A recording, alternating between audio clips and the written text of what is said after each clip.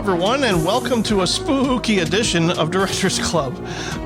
Every October, we try to cover a horror filmmaker that we think is worth discussing, and boy, this month we have a doozy that I absolutely needed two guests for.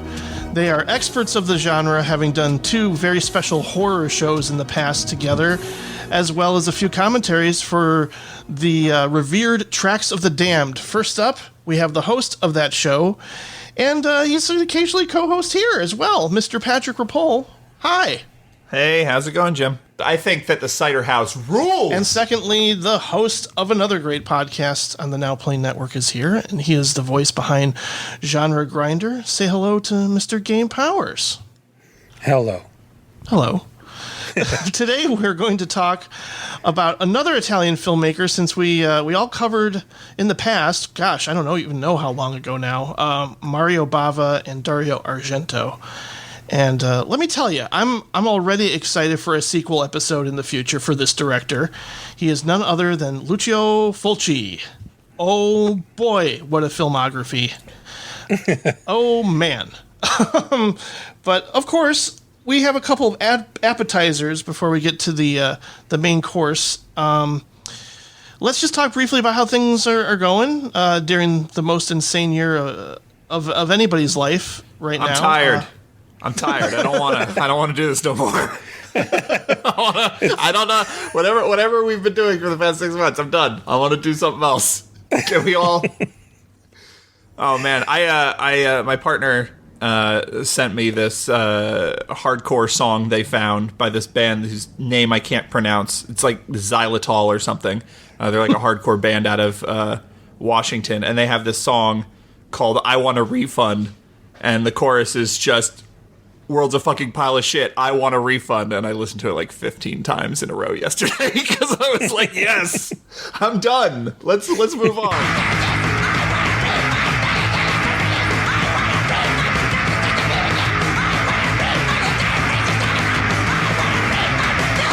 Personally, I'm fine. I'm having a great time. It's, yeah? It's when you have a compromised immune system, the world is your oyster. And during pandemics, it's truly nothing to be afraid of. Yeah, I've been afraid of people most of my life, and so it's fine if I have like David Lynch said recently. I enjoy isolation. You know. I don't enjoy isolation, but I do hate crowds, so I suppose that part hasn't actually gotten worse. I mean, I guess in reality, I do like a nice balance. I love going to something like the Music Box of Horrors, because those are my people. But I also went, I guess if I want to experience that, I have to pay an obscene amount of money to go to the drive-in. And honestly, I'm fine with staying home. Is it an obscene amount of money? I thought it was. Like, to go I don't know if it for the whole month. Oh, if you're going every single day, like they have a month. So the Music Box of Horrors is normally a 24-hour film festival that takes place at the Music Box Theater. But obviously they don't want to pack a theater full of people for 24 straight hours. So instead they have stretched it across the entire month of October, and they are doing double features and some single features as well of both beloved and obscure horror movies. So yeah, if you were going to go every single day, that would be expensive. But I don't think the individual screenings are that expensive. I just see that like most drive-in showings, I think it's better if you bring 4 people along or something, because it's more cost-effective that way. At least, it's like $40 or something. Well, for me, I was Christine and I were really thinking about going, but it just. The rule we made for ourselves is if there were 2 double features in a row and we could spend the night and watch another one, and there wasn't even 2 movies on a double feature that we were willing to drive from Minnesota to see, really. It's too bad, because basically the majority of the U.S. is getting some decent drive-in. Anywhere that has a drive-in is getting some cool. They're touring Evil Dead right now. They're touring Zombie, actually, which we'll, I think, talk about a little bit here. But for whatever reason, we're not getting it here in Minnesota in our 2 drive-ins. So I've been tempted more than once to go out to Chicago, because you guys have had some of those showings. But that just seems like a lot for a couple movies. Yeah, and for the most part, like it seems like more than ever lately, publicists are sending me screening links for interesting indie films or not so interesting indie films that I'm kind of like, well, I'll try my best to start reviewing on a regular basis, especially since they're kind enough to, offer me potential interviews and things like that. I've got a couple in the works, hopefully. But yeah, I'll talk about one that I think will appeal to both of you during this next segment, which is also known as the What We Watch segment, which begins now. I watched The White of the Eye, Ghoulies and Scrooge, and A Beautiful Mind. Wishmaster the Mule, Nobody's Fool, Mischief, Eye for an Eye. Take shelter in just one of the guys. It's the time. What we watched this week. What we watched this week. What we watched this week. What we watched this week. Hey guests, are you ready? Hi, Jim. No. Hi. Let's do this. You know the score. You know what's going on. Okay. Yeah, I know. Who goes first? I don't know. Who goes first? Who wants to go first? Who's excited? I've just been watching Lucio Fulci movies over and here and there, and I'm trying to think of what I've watched that wasn't Lucio Fulci recently. Well, or it wasn't for the other podcast. Did you watch Zombie 3 recently? Because that's not Lucio Fulci. No, it's half Lucio Fulci. Is it that much? I was under the impression it's like barely any Lucio Fulci. No, it's really about half. Okay.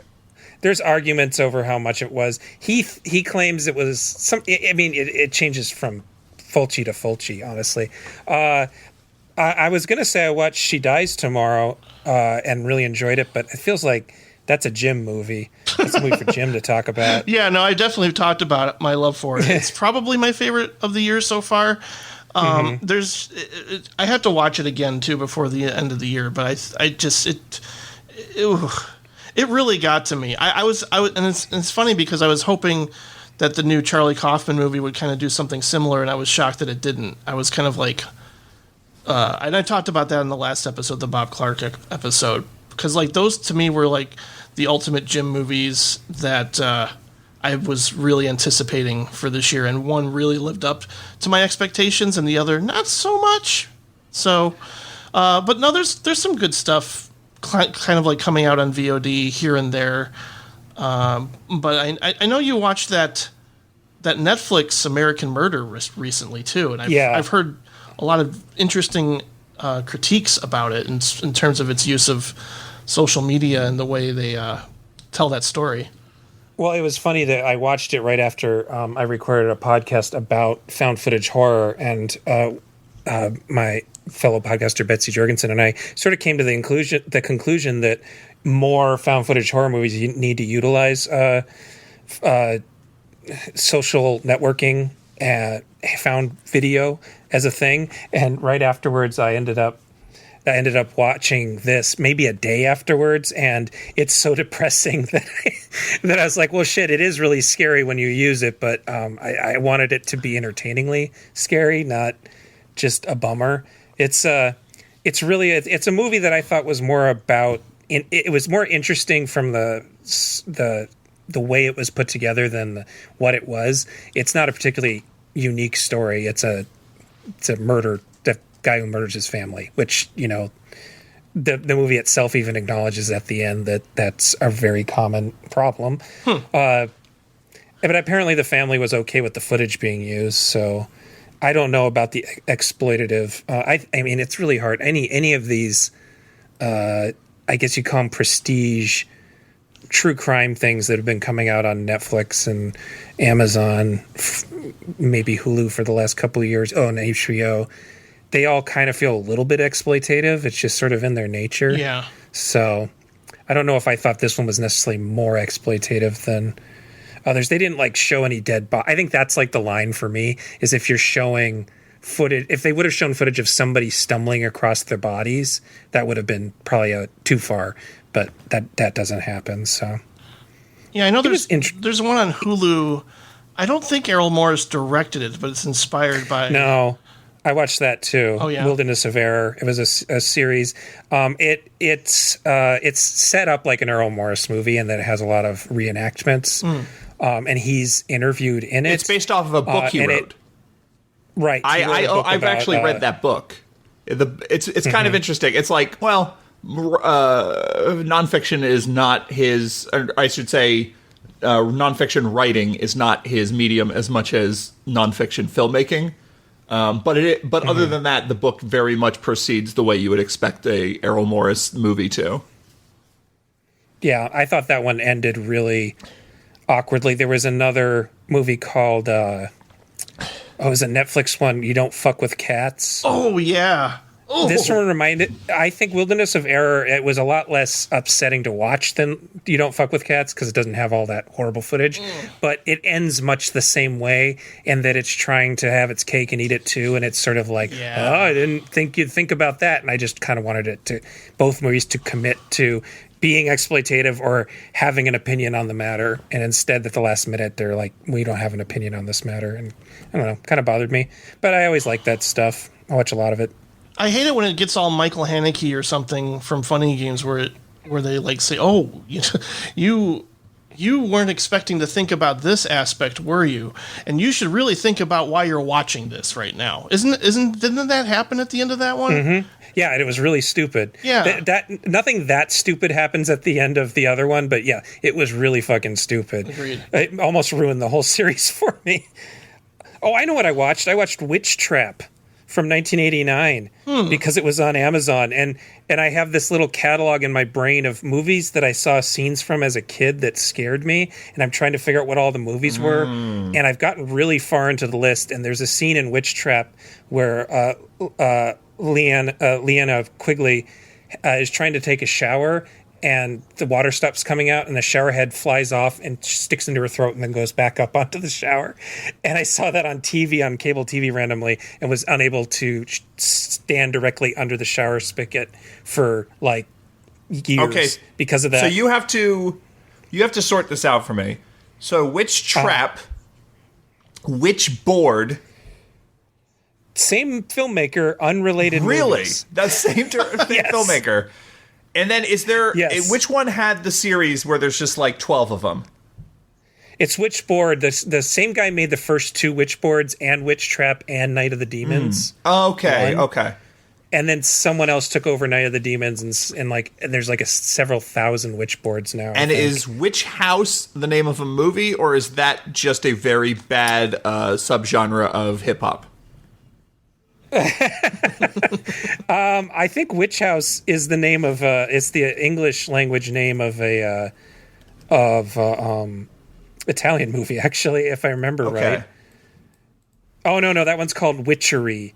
It was called La Casa 4 Quattro, and it as trying to sell it as a sequel to Evil Dead, which was called La Casa, and here it was called Witchery, and I was thinking it was called Witch House. I don't think there were 12 Witchboards. I think you're thinking of Witchcraft.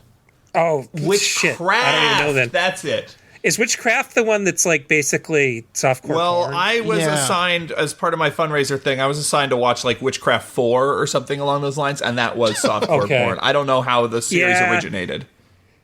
I think that one is probably like Cinemax or Showtime. Yeah, I would think fodder. So. That makes more sense. Witch House is also Dreams in the Witch House is a H.P. Lovecraft. That was a episode of Masters of Horror by Stuart Gordon. Yep. Yeah, and it was really bad. It was really bad, it was funny because it was the same season as the Takashi Miike imprint episode that was banned from Showtime. Right. The Takashi Miike, reportedly the imagery from that episode that got it banned was the abortion imagery. But the Dreams from the Witch House had like a scene where rats ate a baby. So it was like, it was a very interesting interpretation of pro-life values where it was like, well, the baby's already been born, so who gives a fuck? Yeah. For sure.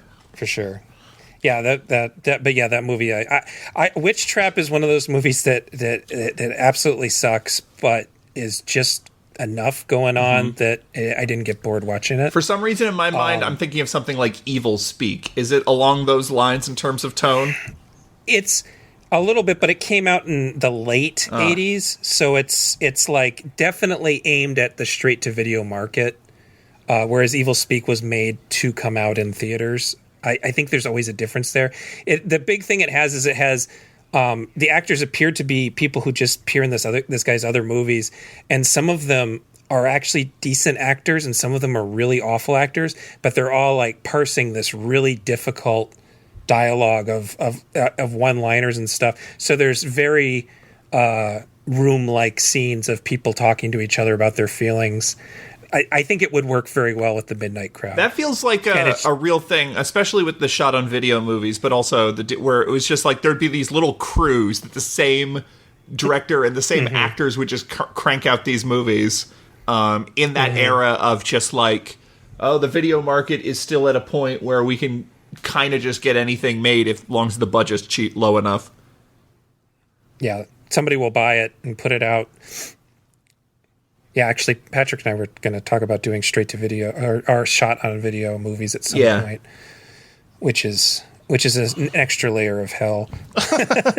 That's something I wouldn't mind exploring. Probably not in depth, but there's no depth to it, Jim. Yeah, exactly. And but I'm sure there's a lot of them that I missed, and I just remember, like going off to visit friends at college, and they had rented Psychos in Love.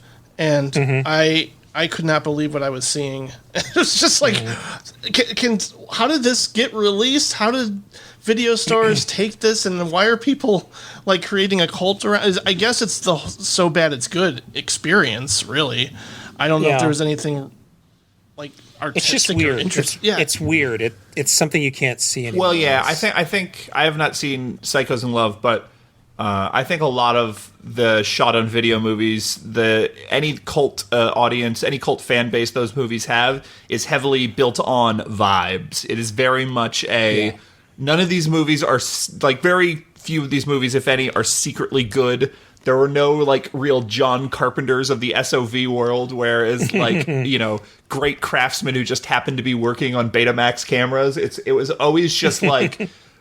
because they were so low rent and because they foregoed so many professionalisms as far as lighting and sound and all of those things and sets, you're just sort of like, oh, this is what the director's bedroom looks like. Because it's like, like the SOV staple is always just like a fucking Evil Dead poster on the wall somewhere or something like that. Because it was just like, because they're horror dorks who got their horror dork friends together and they made a movie in their homes, and their homes were full of horror dork shit. So it's kind of like watching home videos as much as it is watching slasher movies. Yeah, that makes sense. I picked up, I think it's Vinegar Syndrome's Limbo, because I was curious about it since it was described as something along the lines of David Lynch, like working with Nine Inch Nails or something. Like it had a very interesting description to where I'm like, you know what, I'm going to take a chance on this, even though I know it may not be high art. I think it's more of a curiosity thing with that one. Yeah, that one was directed by an actor who she had been in a bunch of other SOV movies. Including some Wave Productions, which Wave Productions are their own fucking crazy thing. But that one is like, it's almost, you can delineate a difference between analog shot on video and digital shot on video. Because especially after Scream, everyone was cranking out horror movies all the time. So like a lot of the movies that were made in the 80s and 90s, especially in the 90s, once sort of horror as a genre where that people could make a ton of money from was kind of drying up. They were sort of these passion projects almost. They were these films made because they were made by people who really loved the stuff, and their love exceeded their talent. And at a certain point, post Scream, it was sort of like the early boom of the video market all over again, where you can just shoot a bunch of digital video. And so all these like college films and stuff were going direct to DVD. I have one called The Mailman that's pretty amazing. So Limbo is of that digital era, I believe, which is it's sort of like the difference between the post Scream slasher movies and the post Friday the 13th slasher movies. Yeah, don't give away too much of this for free. We need the people to listen to my podcast. Oh yeah, that's right. Check out Genre Grinder shot on video episode. Yeah, I know after Scream, I couldn't help but get my friends together to make something. I mean, I had no idea how to make a movie, how to put things together. All I had was, a Sony mini DV camcorder, and we just, got together and shot scenes of my best friend stabbing other friends. And I'm just like, let's just make it a meta ridiculous thing. It's terrible.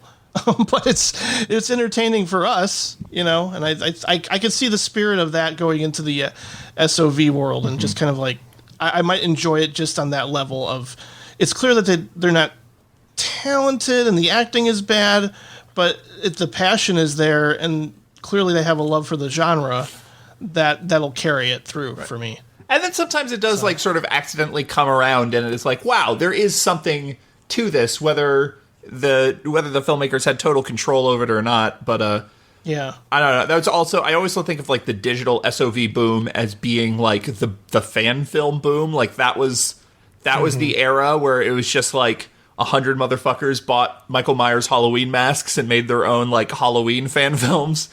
If you go like, I think Del from Hell was a website that this guy, he shot all these movies on like mini DV. And he made a couple like Friday 13th fan films that were kind of hilarious and cool.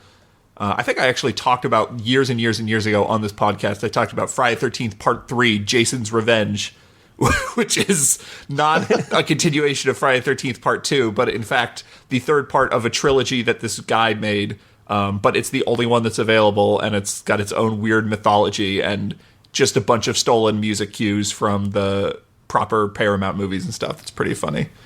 I had a friend in high school he's still my friend actually. He's missing one leg, and we had a particularly insensitive friend that kept on trying to figure out how to do a zombie movie where we would pull off his leg, and I kept on saying he's not interested in that. But he's like, but we have him. He has one leg. It's like cheap gore effects, and it was it was something that was never going to happen, and I had to be the adult in the situation, even though we were like all 16 at the time. I don't know if that guy ever did anything. Last I heard, he's works at a tattoo shop. Patrick, what have you been watching lately? Oh God, I don't know. Well, you certainly have that big project going on still, and I'm sure there's some things that have stood out. Oh yeah, I mean, you can check my letterbox if you want to see all the movies I watch. That's the thing about this is just like, anything that has been assigned to me, I've already written a lengthy review of, so I'll just be paraphrasing something I already wrote. Sure. I don't know. I'm trying to get into the October spirit, but also I have all these other projects I'm doing, including the fundraiser thing. So it's like finding time to watch movies that I just want to watch is a little harder. But I started watching The Outsider, the HBO show, which is terrible. That's a dumb show. That show, it almost was like that perfect. The thing I love about these newer Stephen King adaptations is they're trying to be so classy about trash. Yeah. And Outsider starts with that classy trash, and then it goes on like 5 episodes too long. It's so That's slow. for sure. That's one of those series where I absolutely felt that way, where it was like, this did not need to be as long as it is. It's adapted by Richard Price, who's an accomplished novelist, and he wrote for The Wire, and he has that ear for sort of cop dialogue and cop procedure. He wrote Clockers, which is what the Spike Lee movie's based off of. He most recently he did the miniseries for HBO The Night Of, which is all about sort of the procedure of a murder investigation and the prison system and sort of the ambiguity of someone's guilt and stuff like that. And then you're watching this movie about doppelgangers and like people who and like this like monster that eats children, and it looks like The Night Of. Like the whole thing is just like crazy cop procedural. So I started watching that, and I was initially intrigued by the ridiculous sort of aesthetic of it, the sort of super serious prestige TV like shallow focus thing. Yeah. But it got it wants to be True Detective or something like that. True Detective doesn't look like that. Every actor though. Involved wants an Emmy. For there's sure. Like they all think this. Yeah, for sure. Oh God, so that I kind of dropped off that real hard. But I did see a Hammer film recently called Dr. Jekyll and Sister Hyde. Which it's a film directed by Roy Ward Baker. Who probably is best known for the Amicus films, the anthology films he made for Amicus, including Xylem and Vault of Horror, and now The Screaming Starts. I think Xylem and Vault of Horror are probably the two best of that whole Amicus anthology horror movie cycle. I'm a big fan of Tales from the Crypt myself, but yes, those are. He directed Quatermass and The Pit, the third Quatermass film. So he's a pretty accomplished director. And Dr. Jekyll and Sister Hyde is a very strange movie because it's a movie that has transgender text, which is not to say subtext, which is, you can watch The Matrix, or I've seen reviews of like Jennifer's Body that like they see the transgender subtext in those films. But Dr. Jekyll and Sister Hyde is literally it's a retelling of the Robert Louis Stevenson novel, The Strange Case of Dr. Jekyll and Mr. Hyde, where Dr. Jekyll is this doctor who has a potion, and then it releases all of his sort of repressed evil as he turns into this alter ego, Mr. Hyde, who sort of runs amok in Victorian London. In this version, Mr. Hyde is Mrs. Hyde. It's a woman, and specifically the way that those transformation scenes occur. Whenever you have like a piece of media where it's a man ends up in a woman's body, there's a lot of different directions they go, and they're all generally kind of they're generally just kind of like insensitive gags where it's like you watch, it's always just like, oh, I have boobs, what, duh, and they see themselves in the mirror and they're like, bah, and it's like it's sort of presented as this like shocking, disgusting sort of thing. Which it would shock you if you woke up and it happened or whatever. But in this case, the transformation scene is great because it has like these great Poltergeist 3 style like mirror double special effects where all in one shot you see the transformation happen, and you're like, oh, it's because they had a body double and it was a window that they made look like a mirror, and those effects are always cool to me. I fucking love that stuff. Like the scene in Terminator 2 where they're like digging in his brain for the chip. That was done with Linda Hamilton's twin sister and a body double and with like a fake mirror. Like all that stuff is so cool to me. I love it every time. So the special effects are good in that they don't do like a slow dissolve Wolfman kind of transformation. But also the initial scene of Hyde sort of discovering herself is like it's not horror. She's not horrified. She's totally pleased. Like she opens her coat, and I'm sure, this is a movie from 1971 directed by a 55-year-old man for a studio that is kind of notoriously conservative in its politics or whatever. So I'm not trying to say that this is a movie that set out to tell the transgender story. But regardless, so this scene is probably, in their eyes, was just like, oh, well, we'll get some nudity into the movie. Right. But she's sort of like, she's seeing her body and like cupping her breast and like she's so pleased with how she looks, and it's actually a direct mirroring of something that a lot of transgender people actually go through when they've started hormones. I've read lots of accounts of like you catch a reflection of yourself and you suddenly look like the gender that you are, and that sort of gender affirming moment is this like revelatory thing. And like, so it's not presented as like the monster, like the man woman sort of a thing. It's presented as like, oh, this is who Dr. Jekyll was already inside. And even in later scenes when Dr. Jekyll is in the male form, Dr. Jekyll is like sending out for female clothes, and like he's like she's getting a corset and like examining it and being like, this is pretty, I like this. So the implication to me is that, like in the Robert Louis Stevenson novel, where Hyde is not this other person, Hyde is the side of Dr. Jekyll that Jekyll represses, because Dr. Jekyll in that novel is this like super altruistic sort of philanthropist, healing the poor and stuff like that, doctor, and he is basically hiding away any evil or any vice or anything, and because he's so repressed that it all explodes out in Mr. Hyde. In this, it's basically implying, whether or not they knew this is what they were implying, that, like Dr. Jekyll is a woman, and there's references to how Dr. Jekyll doesn't socialize with people and is very shy and like never dates anyone or anything, and it just is kind of awkward.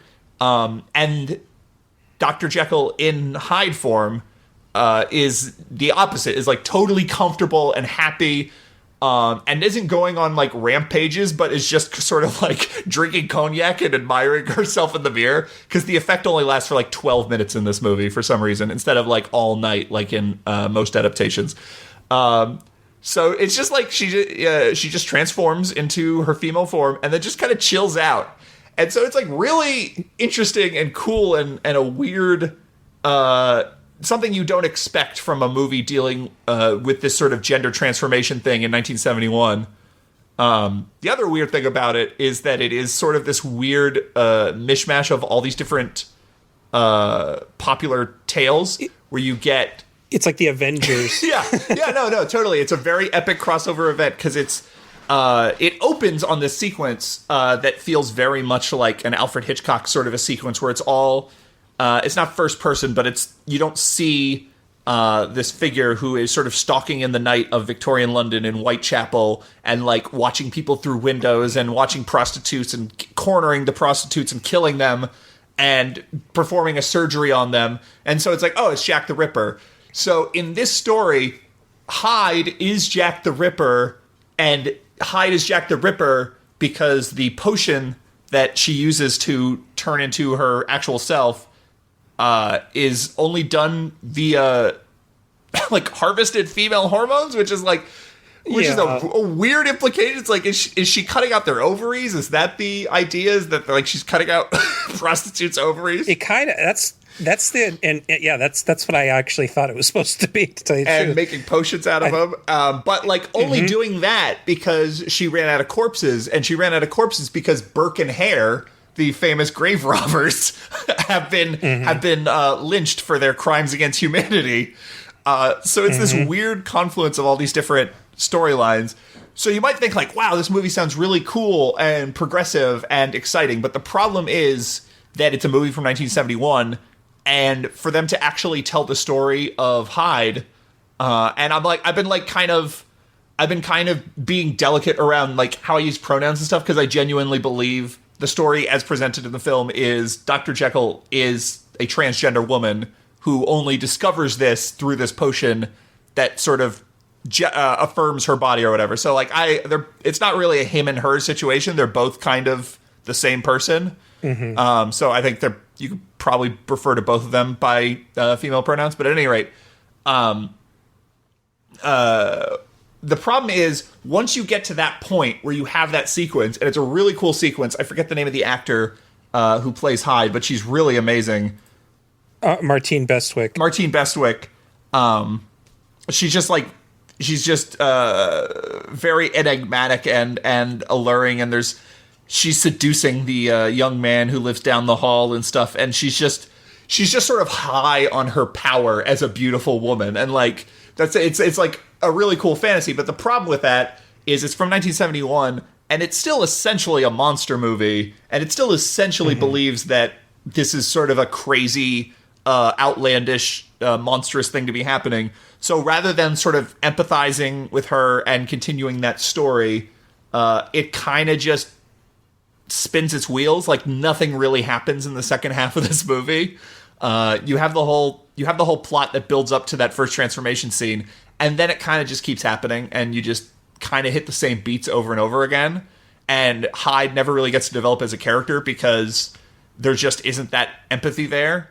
So I don't want to like try to sell. It's like, at the end of the day, this is yet another movie where a transgender person is a mass killer, and their gender status is, you know, it's sort of a signpost of where they have gone wrong.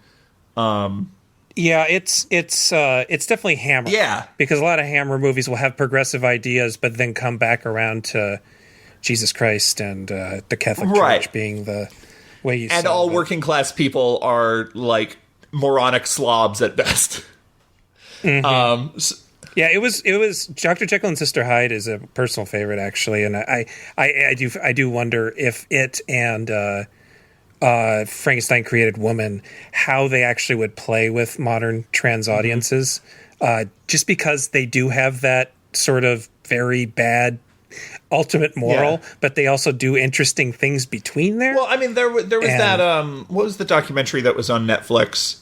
That was I haven't watched it, but I know it was about sort of depictions of transgender people in film and television. And like, one of the recurring themes of that was that, you know, if you're transgender, there's so little representation of you at all. Like, you kind of just take what you can get, and like, and like, whether or not it ends with you being, you know, whether or not it ends with the transgender person being this sort of like shocking thing where it's like, oh, and then they cut to the penis, and you're like, what? What? And this is like Sleepaway Camp. Yeah, people. Actual trans people like have a champion that movie, which I think is a really offensive movie. Well, I mean, you take what you can get. You know what I mean? Like, I love Vincent Price in those Edgar Allan Poe movies, because he is this like powerful like bisexual man, and there's not a lot of powerful bisexual men, but like, he's evil. Like, his sort of fae, like the heroes of those movies are masculine men.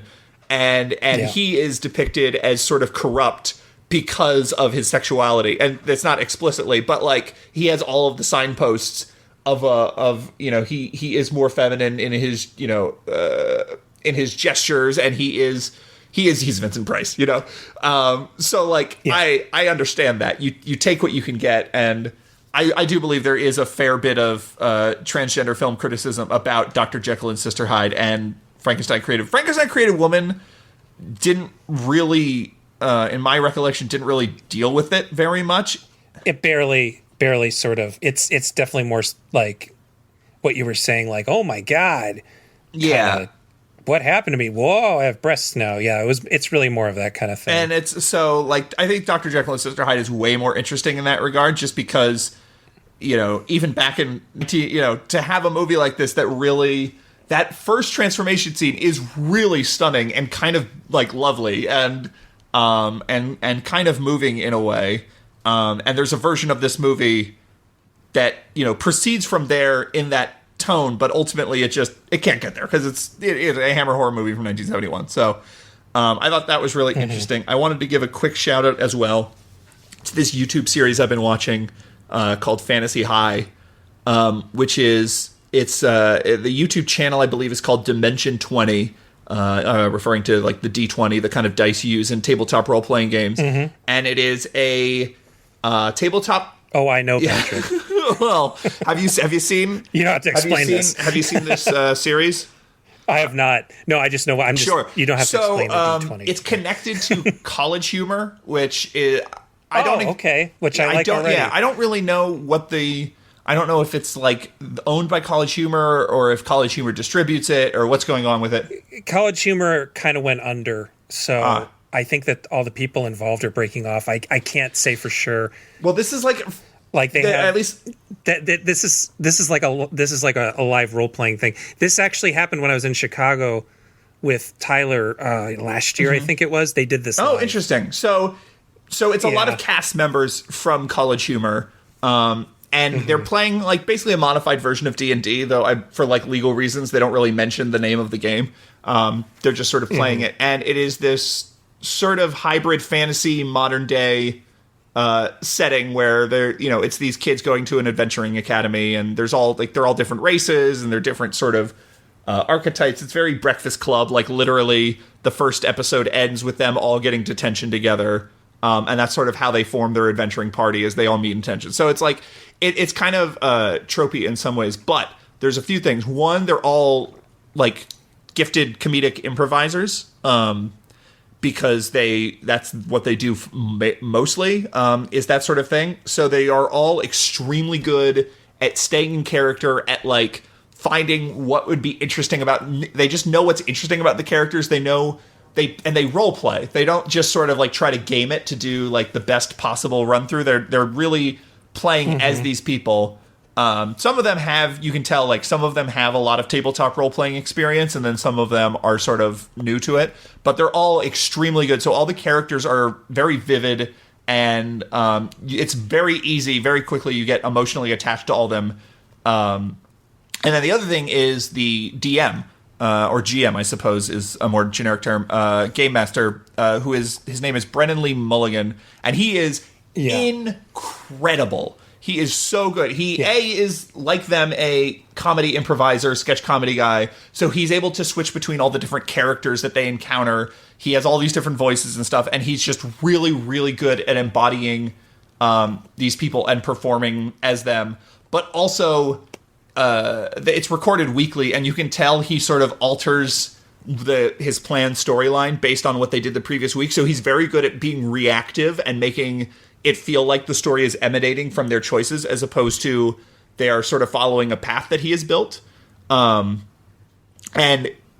he's just really one of the most incredible improvisers I've ever seen. And specifically in this way, and the way it's not just comedic, though there's a lot of comedy to it. It's a funny show, but like it is the way he sort of commits to the emotional integrity of the characters. We watched an episode last night that was towards the end, and it's like there's all these harrowing situations involving the characters' parents, and I was like in tears for some of the confrontations and stuff like that. It was so beautiful, and especially the all the players have like grown into their roles, and it follows a structure where like every other episode is a combat episode. So like they'll sort of just, okay, I want to go there to the library. I want to see what I can find in the library, and they play out those scenes like that. But then the next episode, it's like, okay, you're in a dive bar or something, and everyone's turned into zombies, and there's werewolves, and they have these incredible miniatures that are built for these episodes that are just like, God damn, I guess that's what you get with fucking internet startup money. I guess that's why College Humor went under, because they spent so much on these amazing sets where it's like, oh yeah, this scene takes place in a video arcade, and they have this like tiny little miniature video arcade with the grid and everything. I have never played D&D. My experience with tabletop stuff is basically nil. And I found it very easy to follow and very compelling, and it's just really incredible. And it was especially funny. We got HBO Max, and I was like trying to find like, what are all these HBO shows that people are raving about or whatever? And so many of them, like The Outsider, is just like, oh, this is so terrible. Like, this is so bad. And like, this is, to me, it's not a TV show, but like this to me is, because you, in your mind's eye, you're as you're following them playing the game, you're seeing these scenes in your head. Like, this to me is the best TV show of like the past 5 years or something like that. It's incredible. So Fantasy High is the name of this particular thing. They have one season, and I think there's season 2. I don't remember. I think that might have been interrupted by COVID, so I don't know if season 2 is complete or ongoing or what the status of that is. Well, it was also interrupted by, from what I understand, it was also interrupted by just the fact that the parent company. Right. Okay, so that would explain why it's its own separate like YouTube channel then. Okay, so. Yeah, and we watched Christina and I watched the Actually game show a lot, and that's become its own channel now. I can't do it. I watched the movie version of Actually, and I become the joke of Actually is that it's a trivia show where they are given a fact, and then something inside of this fact is wrong, and people have to correct it by going, actually, Midnight Cowboy was rated X or something like that. So we watched the movie version, and I became like, the joke is that they're like becoming insufferable nerds, but I became like a million times more insufferable than all of them, because I was just like, what are you talking? Oh, you don't know this about Casablanca? Of course it's based off of a play. Duh. Like, I had to turn it off because I became too much of an asshole. But yeah. Wow. Yeah, that's I've heard Brendan Lee Mulligan on my favorite podcast, Dr. Game Show, in the past. He was a guest, and he was quite funny. And even though the tabletop fantasy D&D stuff never really appealed to me, a lot of my friends in high school, they were either playing Dungeons and Dragons or Magic the Gathering, and I couldn't get into either of them. And I tried once, and it was like, so you got to be really quick with your imagination, and it takes me a long time to process information and think of things. So I am going to suck at this. I didn't start until I was in my 30s. And it is so much math that when I play, it's to hang out with my friends. We do it on Zoom now, and I've basically come to picking a character based on the least math I have. Well, that's the other thing about this being like a produced, edited YouTube show, is that they can cut off they can like edit around all the points where people are just like adding one number to another number. They can just cut to, okay, that passed. Okay, that failed. I need to find my character sheet. Hold on, I think I can do this thing. I really like the idea of like actual play role-playing podcasts, but a lot of them, either I'm not into the setting, like I don't like fantasy settings at all, which is why I like this, because it is a hybrid fantasy modern day where it's like, instead of cell phones, they have crystals, but it like basically functions like cell phones, and they have motorcycles and video arcades and stuff, but they're also mages, and there are runes and stuff like that. And you don't need to know all of the backstory of like, this is what a halfling is, this is what this is. You can just sort of follow it that way. And a lot of the ones I've tried to listen to, they get really bogged down in the mechanics of the game. And you're playing the game. That's what playing the game is. But when you're an audience member, it's like, I can't do this. I can't follow this. I can't keep listening to you going, what about this skill? So this being like a very tightly produced, even though each episode's like 2 hours long, it's still like, it just whizzes by, and it's so funny, and it's so moving, and it's just awesome. So I think an animated version of the one the McRoys do is coming to like either CBS All Access or HBO. I think that Max. they've already been like graphic. Remember. That's called the Adventure Zone. That's their podcast. The Adventure Zone. I like Adventure Zone, but I mean, I'm not gonna. Everybody already knows. Yeah, we don't need to hype up. I'm not a McElroy fan, so I've not tried it. But that show might be great for all I know. Yeah, well, it was exactly what you're saying. If they're cutting out everything unnecessary and just doing an animated version of it with all the best bits, that would be pretty cool.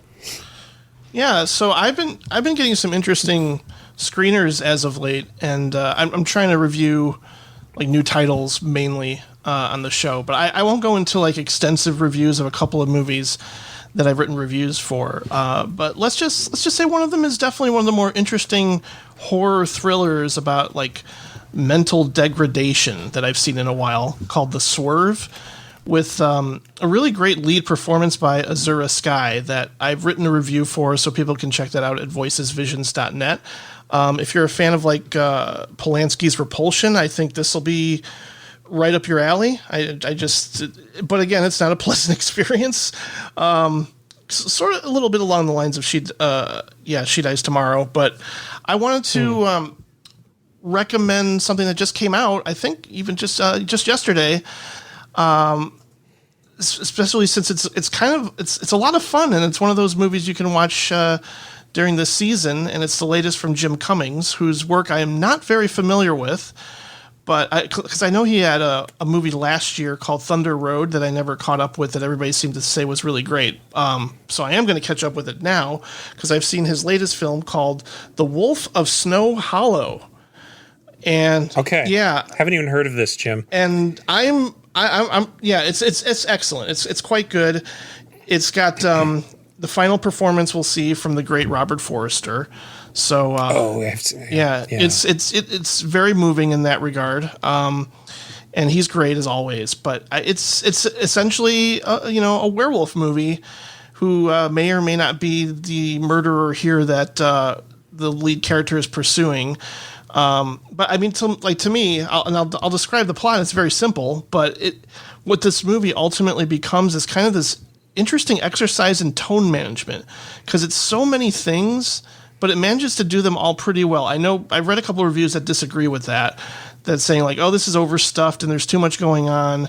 But I mean, for me, the plot is simple. It's just, people keep dying in this small town, and rumors start to fly that a wolf or a creature or an animal or something could be killing everyone. So it's up to this aspiring sheriff, played by Jim Cummings, to essentially solve the case here. And it's part X-Files and what was I? Sounds like it has a little Jaws. Yeah, there. I can see that too. But yeah, I mean, he's like I said, he's motivated in part by trying to become the next sheriff, and because his father was, he was the sheriff, and he's kind of ailing now, and may or may not be passing on, but he's really struggling. He's a really complicated character in that, he's a recovering alcoholic, and he tends to be an asshole. So there are times where he lashes out at his daughter. There's times when he lashes out at his coworkers.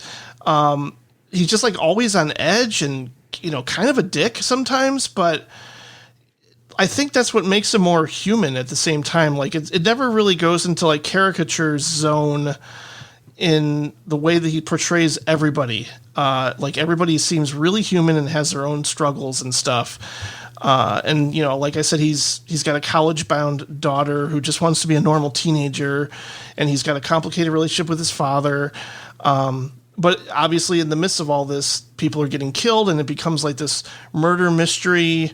Like a little bit of Jaws, but a little bit of Memories of Murder kind of a thing going on, because you're trying to figure out what's going on and what is the deal with this creature responsible for all these killings. But it kind of shows how ridiculous and selfish and inept cops can be in situations like this, where they don't have an easy answer, and that causes them to get more frustrated.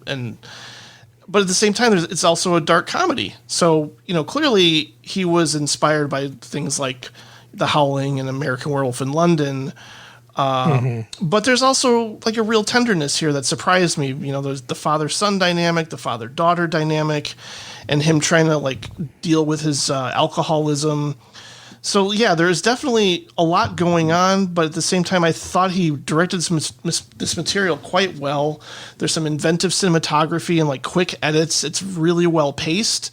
It's only 80 minutes long too, and yet a lot happens. If there's a quibble that I have, it's not necessarily suspenseful or incredibly scary.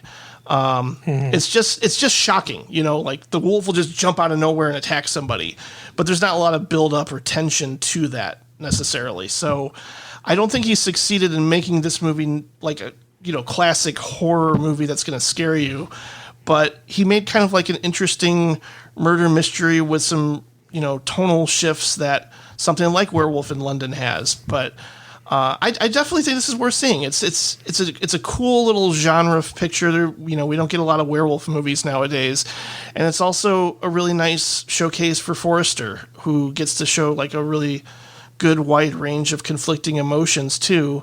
But yeah, you can tell that like I think Cummings cares more about the people and the characters and the actors, maybe to a detriment, because he doesn't really invest in like scares.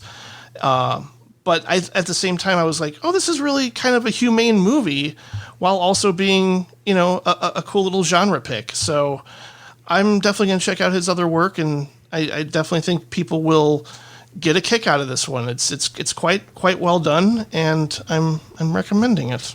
The Wolf of Snow Hollow. Okay, and just because I had to do it for my own sake, Jim Cummings, the director, is not Jim Cummings, the voice of Darkwing Duck. Those are different guys. I had to look it up. What? Yeah, like I said, I don't think I've seen him in anything This before. is bullshit. No, This movie sounds really bad. young. I was imagining it starring the guy who did the voice of Darkwing Duck. I was imagining it being some 68-year-old voice actor, and instead it's some other guy. Fuck that. No thanks. Well, his last movie got a lot of awards. You know who got a lot of awards? Winnie the Pooh, the guy that Jim Cummings also did the voice Cummings of. also voices. Highly acclaimed bear, Winnie the Pooh. Best honey paw. Best lack of pants. He's also Pete from Goofy, the Goof Troop. Okay. I could go through it. He's singing voice of Scar. Oh, the singing voice of not Scar. Not related to this other guy. So he's the one who ripped off Leonard Cohen. Yes. That's not just me, right? Be Prepared is a total ripoff of First We Take Manhattan. Yeah.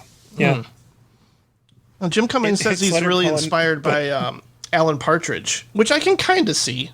I can kind of see that. Jim Cummings. So when you call, he's sort of like this asshole who lashes out at people around him. Does he do it in that sort of Alan Partridge kind of way?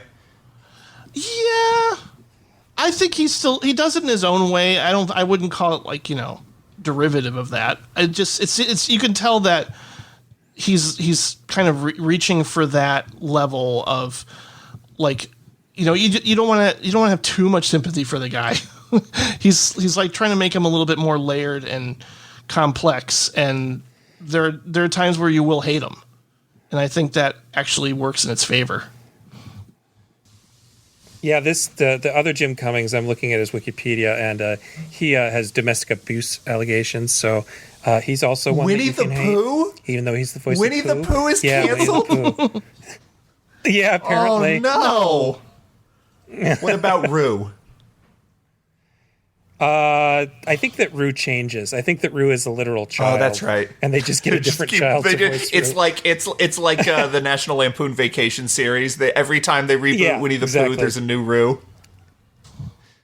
God, we're so off topic now, but there's a show called Gumball on Cartoon Network, and they keep rebooting. The kids' voices keep changing, so I think they're on their third, and then they always make a meta joke about it. It's really funny.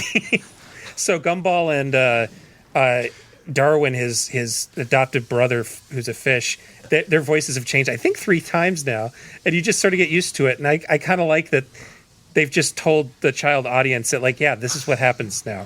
It's not like the old days when I was a kid and it was some lady doing a terrible child's voice in a Lucio Fulci movie. I just found the best way for us to. You might as well. I'm going to let you take it away, Gabe. But I was wanting to picture Winnie the Pooh in a werewolf movie. That's what I wanted to picture next, but okay. I mean, if you want to picture Winnie the Pooh in a werewolf movie, all you really need to do is just sort of look at that Tigger, that first scene he encounters Tigger, where it's like that scary night and he gets jumped. Like, just imagine Tigger mauled Winnie the Pooh and his stuffing flew everywhere. I mean, and then Jim Cummings is also Tigger, really? So like you would save money. Tigger's canceled. Oh no! Yeah, I'm afraid. Damn it! What's Billy? The original Winnie the Pooh and Tigger? What's Billy West up to? Is someone monitoring Billy West? He just seems like a general kind of slight asshole, but I'd never heard anything like distinctly terrible about Billy West. So he's just sort of like that innate sarcasm you hear in the Billy West voice is him. Yeah. Okay. That's fair. Which, isn't too bad. Anyway, we abandoned that segue. Fulci, we abandoned that segue pretty quick. It's all my fault. I ruin segues.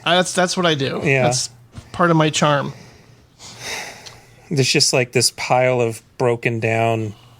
I don't even know what a Segway. Is a Segway the thing that's like a little scooter? Mm-hmm. Oh, it's the one you stand on and you lean forward. Yeah, it's just a pile of those. What's the name of that actor who's in Futurama? Now that we're here. I feel like every child in Futurama is voiced by the same woman. Yes, and she used to work on The Simpsons. Yeah, exactly. And I feel like there's 100 cartoons I watched as a kid that had that exact voice.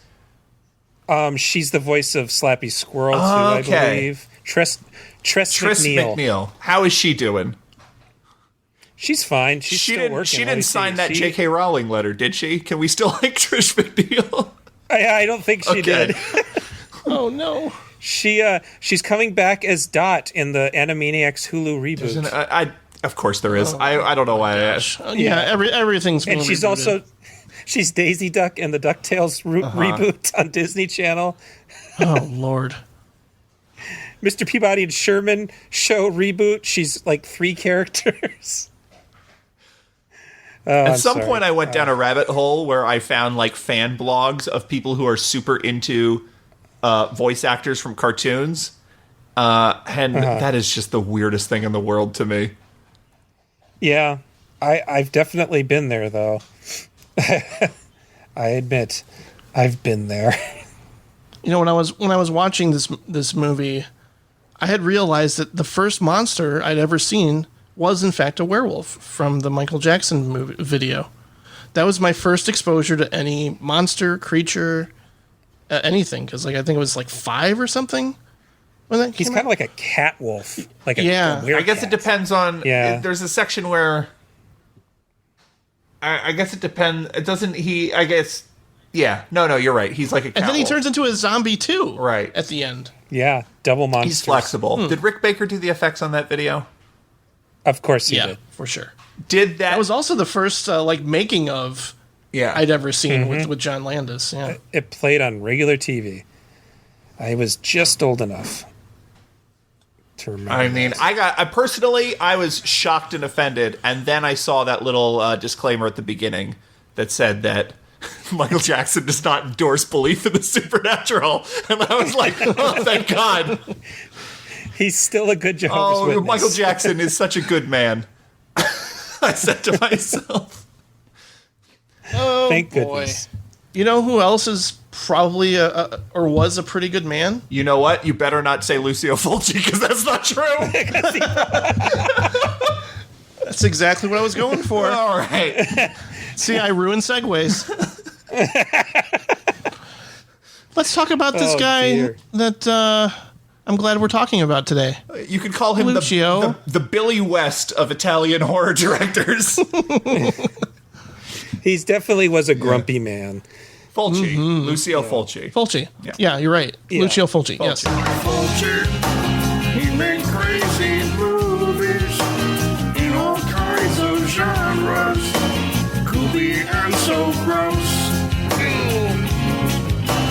Zombie, don't torture a duckling, and Manhattan Baby, the psychic, the beyond.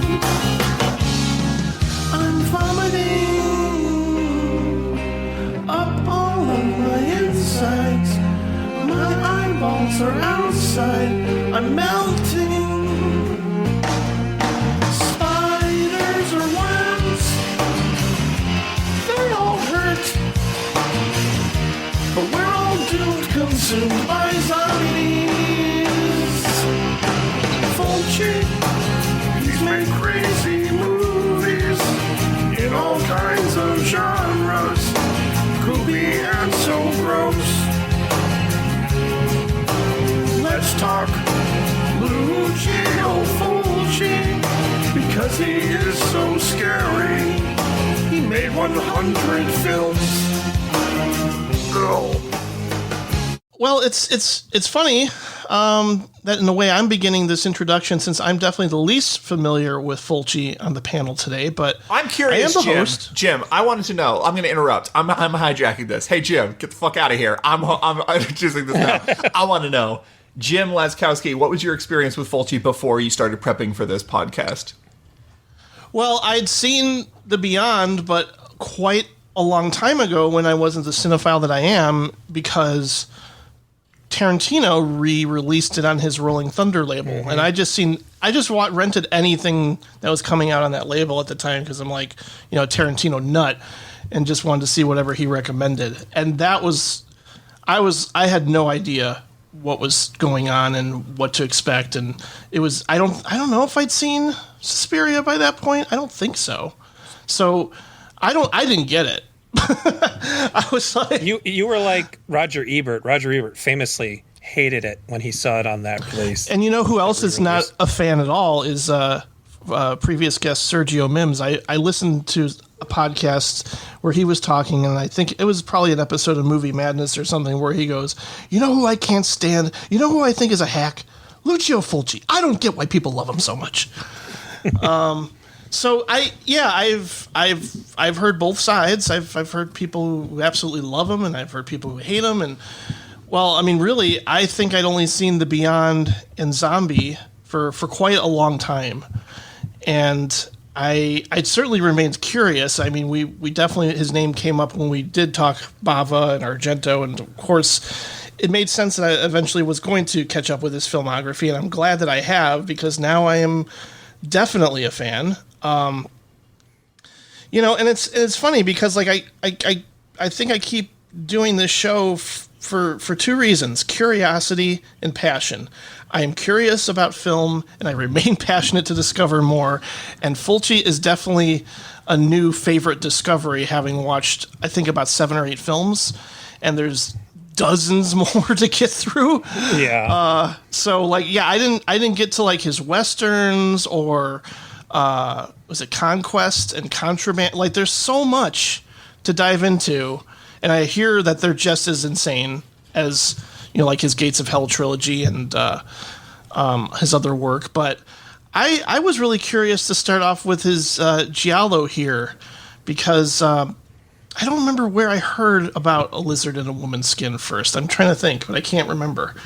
It might have been on a podcast, but it was probably me. It was probably me, Jim. Yeah, it probably was. But yeah, so the first film we're going to talk about kind of affirmed something in me, and I've kind of always said over the years, like, yeah, you know what? I have a lot in common with my dad, but I really have very little in common with my mom. But you know what? I have to face the fact that, like my mom, I really love weird, twisty, implausible, erotic psycho thrillers. I don't know.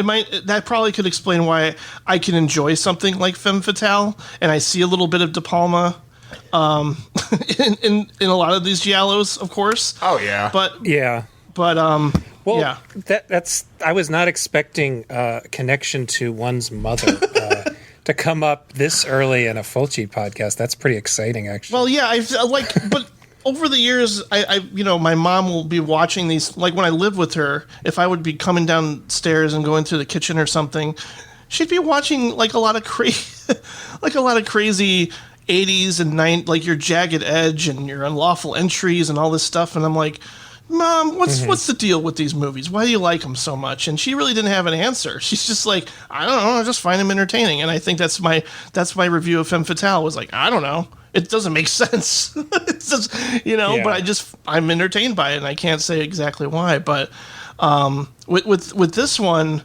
it really unnerved me pretty much right from the beginning. I found myself a little anxious with the dream sequence, how it starts off on this crowded train, and it goes into this crowded party, and then it becomes this really surreal and kind of sexy seduction sequence that I'm just like, I am on board for whatever's going on in this film. It's working for me right at the start, because there's not only his sort of trademark surreality going on, but there's also a mystery that you can latch onto. I mean, there's certainly like dream logic type stuff and sequences throughout here, but it also works as a narrative, and it also works as something where you're questioning if what's really happening is really real. And I actually felt like, a lot of empathy for Carol, and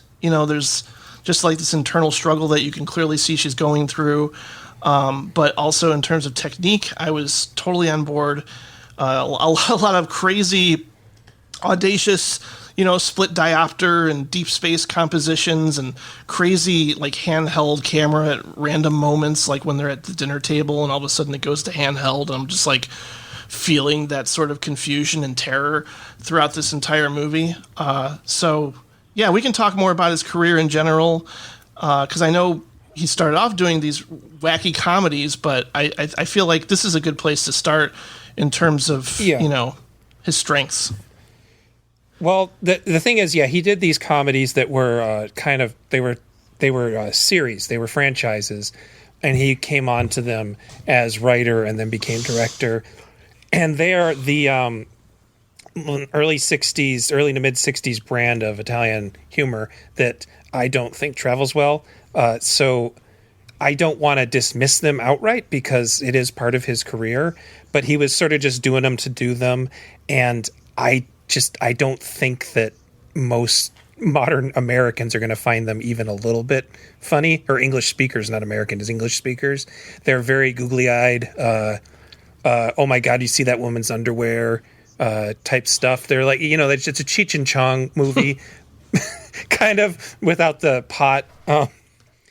They're really hard to deal with. I've only seen a couple of them, but most of them you can sort of let yourself off the hook because they're not even available in English anywhere. Period.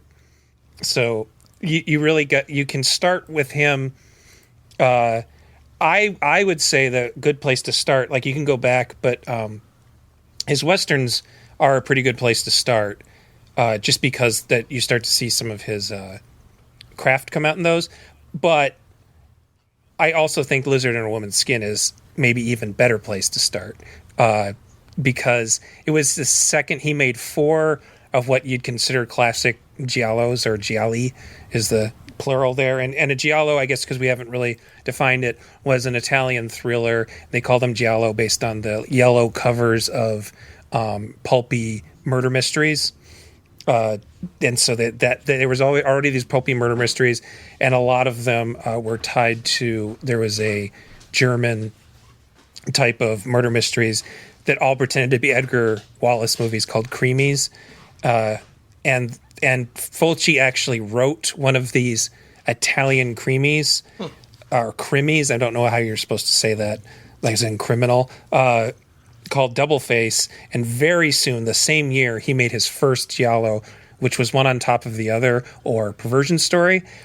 And that one came out and that one came out before Dario Argento's The Bird with the Crystal Plumage. After Bird with the Crystal Plumage was an international hit, almost every giallo started to become a version. Would you of say similar to the way that there are a lot of movies pre-Halloween that you would think of as slasher movies, but like everything that followed Halloween was at least a little bit inspired by Halloween and its massive success? Yes, exactly. So what makes... Because Fulci was, for most of his career, a director for hire. I had always been under the impression that he was sort of looked down upon, but newer interviews and with experts and books and stuff have really painted him as more of a respected craftsman who could get the job done and probably make a little bit of money. And his name would actually be on the posters, but he was in it as a most Italian. Dario Argento was a weirdo in the fact that his family had roots in the Italian film industry, and so he was allowed more freedom. And because his first movie as director was a huge hit, he was allowed more freedom to create his own thing, and then all these other directors had to follow his lead. And so what makes these movies interesting is the way these directors followed the lead of The Bird with the Crystal Plumage. And what Fulci did with A Lizard in a Woman's Skin is he took the concept in Bird with the Crystal Plumage where a man has witnessed attempted murder, and the murderer has gotten away, and the whole movie he keeps replaying the murder in his head because he knows he's missed some vital clue, and this becomes something that happens in a lot of Argento movies and a lot of movies that were trying to be like Argento. Fulci's kind of taken it and turned it into literal LSD. Like the woman's thinking back to this murder that she's afraid she has committed, and literally LSD was involved, and she is going through psychotherapy. So there's all these layers of hallucination, of actual hallucination, not just dealing with the way memory works, but dealing with the way memory works when you're dealing with hallucinogens or psychotherapy that's trying to make you do what is it called?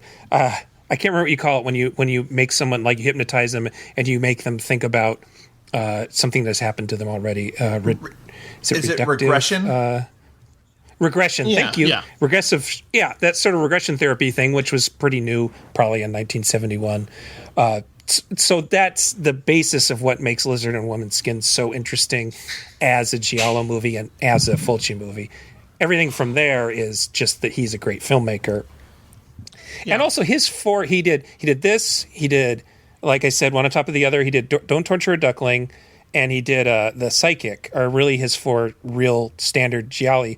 And they all have much better scripts than a lot of what came out around this time.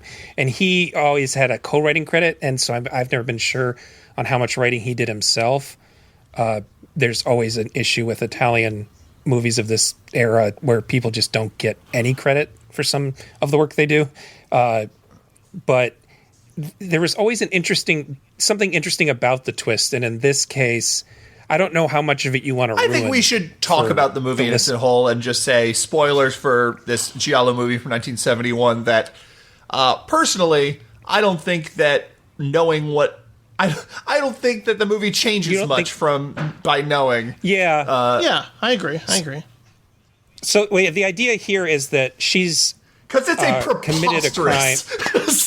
Plot. Yes, and that's the fine line with the Gialli movie. Gialli is that you have to be preposterous, but still be sort of smart about your preposterousness. Like like some of them will just be so preposterous that it's laughable, and others won't be preposterous enough, so they might as well just be a made-for-TV like episode of Columbo or something like that. I think that Fulci's all have a theme to them. And so Lizard and Woman's Skin, the theme is that this woman is being framed for murder, and she's not sure if she can trust herself. And what the twist is at the end is that she did commit the murder, and not only that, but she was sort of feigning everything. And so she was a super unreliable narrator for us, because we watched the whole movie from her point of view. I think the funny thing about this movie to me is I think that is Fulci has this sort of when he actually tries to do jokes or whatever, it like never works. But like when he has this really great sense of irony, and I think that this is sort of a meta joke. The idea, because like there is a mountain of evidence saying that she is the murderer.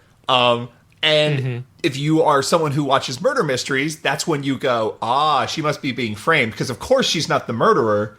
Because she's the lead character. Yeah. And why would they present the lead character? Like, it's not a twist if the lead character, the person who's most likely to have done it, did it. So I feel like this is almost a meta joke on the audience, just assuming there's something else going on. There's a scene where the detective...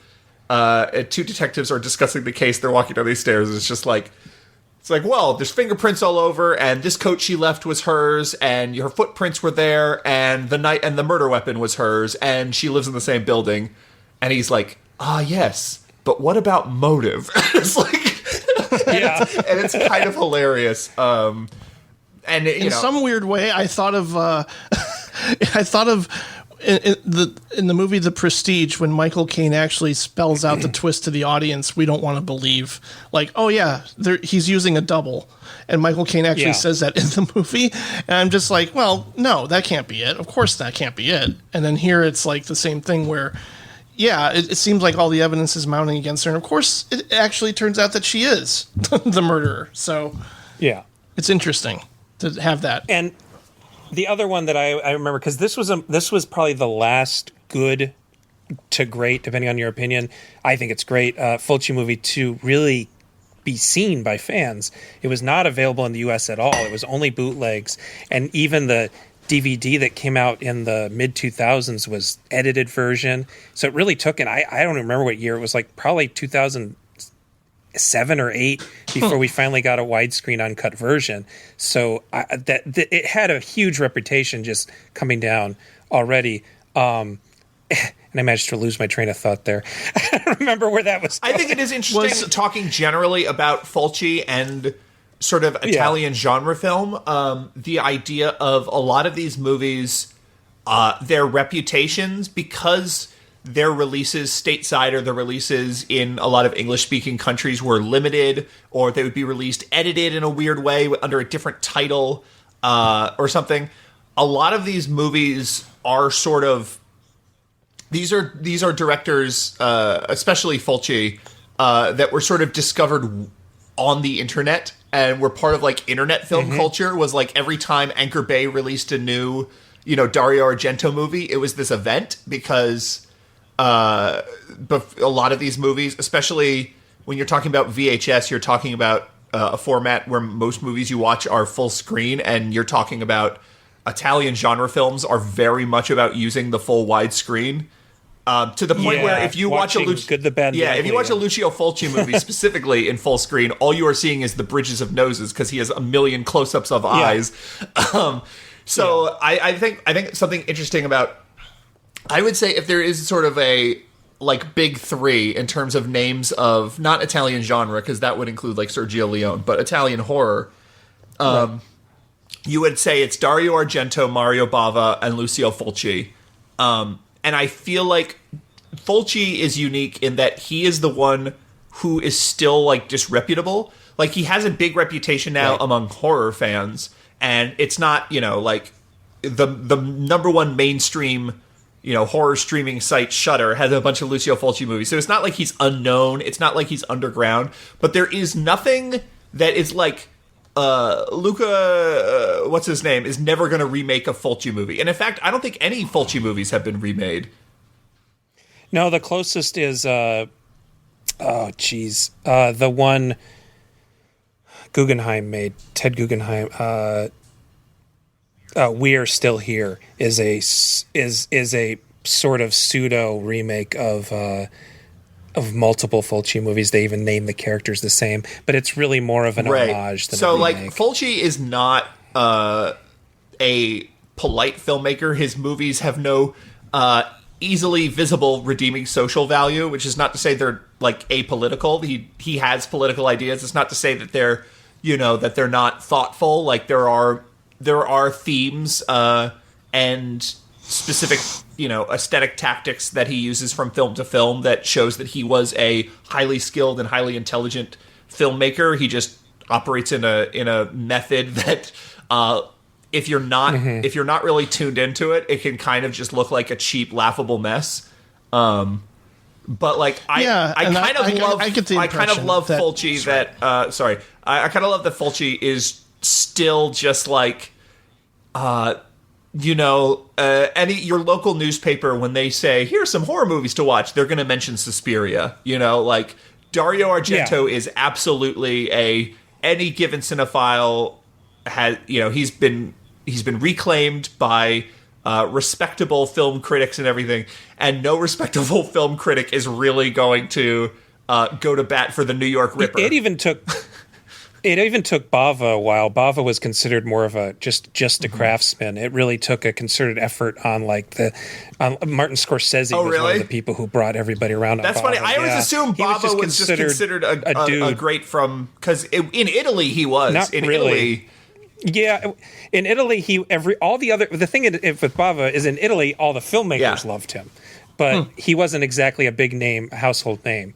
But Argento gets all these advantages being the son of a big time producer. He has all these advantages throughout his career that Fulci doesn't have, and I think that's part of why fans like to, especially in the early days when we couldn't get a hold of this stuff, and you'd read about it in Fangoria, and you'd have to order bootleg tapes from the back pages of Fangoria or the internet. You sort of have a Dario Argento versus Lucio Fulci thing, because one is privileged, given lots of money, given success internationally, and the other one had to fight for everything he got, has a miserable life where his wife dies young. Not just dies young, his wife commits suicide. Yes, his wife commits suicide. He has to raise two girls by himself. One of them falls off a horse and gets partially paralyzed.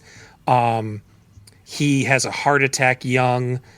It's just thing after thing after thing. So it's easy to want them to be in competition with each other. And I think Fulci actually made that worse, because he would complain if anybody in America in particular would want to talk to him, and they would ask about Argento, he'd say, Argento's a hack, fuck Argento. Just because he didn't want to talk about Dario Argento anymore.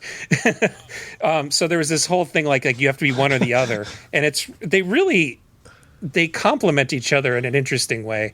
And I think like exactly what Patrick's saying, I think Fulci is this sort of like center point between the classy and the absolute garbage. Like he's the trip on the way to Umberto Lenzi and Ruggero Deodato and eventually Joe D'Amato. And at the very bottom you got Bruno Mattei and Claudio Fragrasso, who did like Troll 2, like best worst movie. So there's like this sort of sliding scale, and when you're a teenager, you just want to watch the most violent. Of course, yeah. So you watch Fulci, and I didn't watch a lot of Bava because his weren't particularly violent. They're more evocative, and they're older. But you'd watch as many Fulci as you could get your hands on, and they would be satisfyingly violent. And then you'd watch, your Joe D'Amato, it was called Buried Alive on video. It was Beyond the Darkness on DVD these days. Was another one that was super fucking gross, but also well made.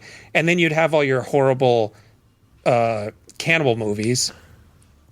And so growing up, I always had this thing in mind that I was going to eventually outgrow all those movies. And unfortunately, that would include Fulci, and I would become just like the Bava guy.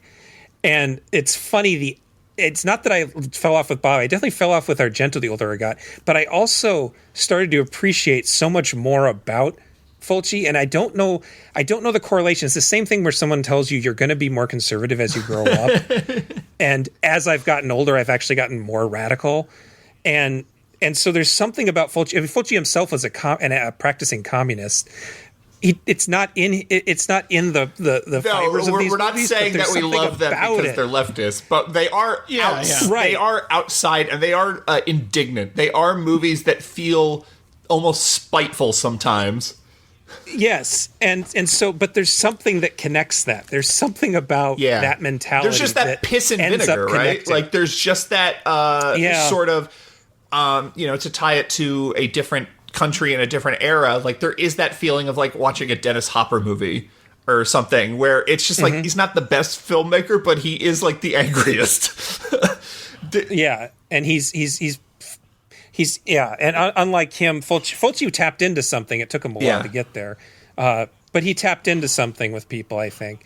But then he continued to make like his White Fang movies were basically kids movies, and he made more of those comedies after Lizard in a Woman's Skin. I'm not clear on if this was a big hit for him. I don't think it was. It was probably a reasonable hit. But the fact that it never got an American video release, even though I have the poster I got from when I was in Chicago, I have the Schizoid poster. It did get a North American release. Right. So there was a theatrical release, and it was a very edited Also, it takes place in London, even though it is the least convincing. Like, there are some... That's another really... But that's another weird... Argentoism is that it actually goes back to Bava. All these movies always have to be somebody from out of town. So it's either an American or a Londoner in Italy or an Italian or Spaniard in London or America.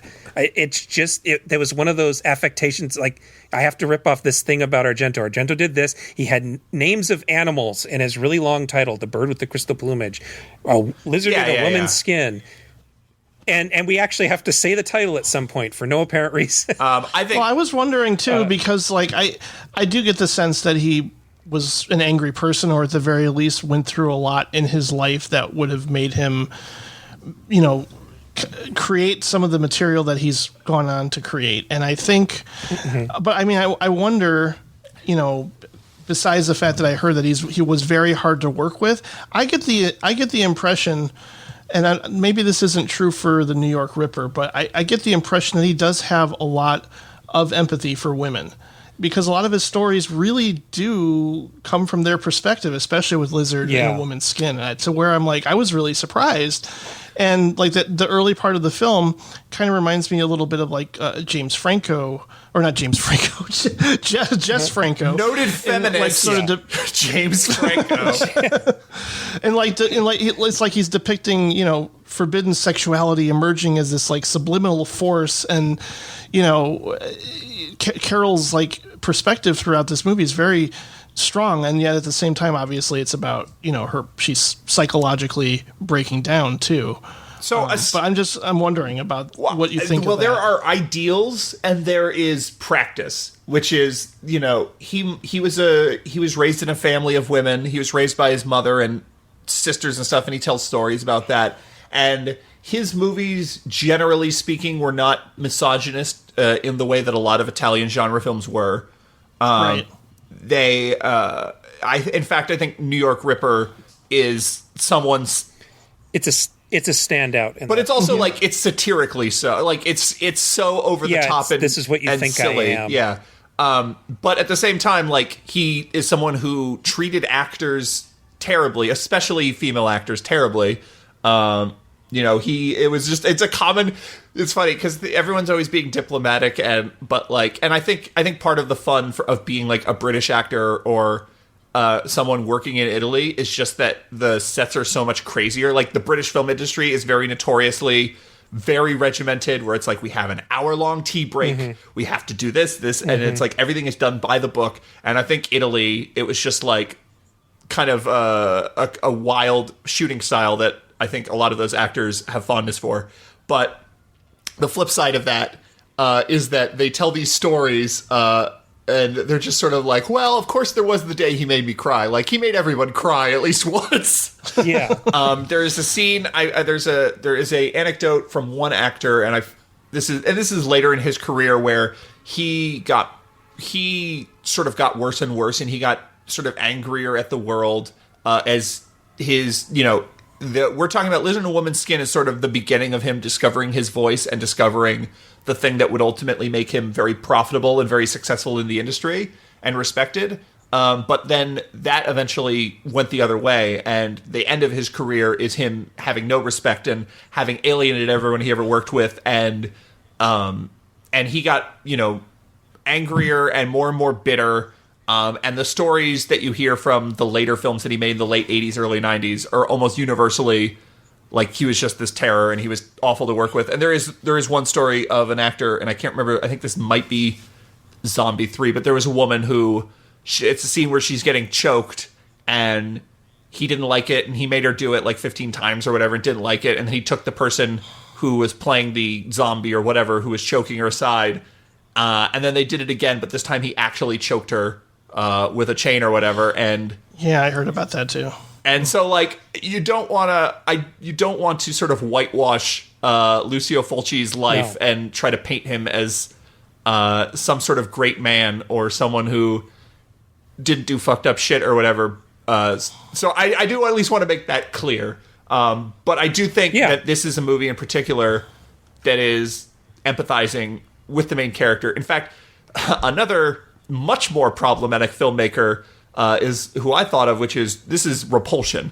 Repulsion to me is the clearest influence on this movie, especially the way he uses handheld cameras to depict his camera work.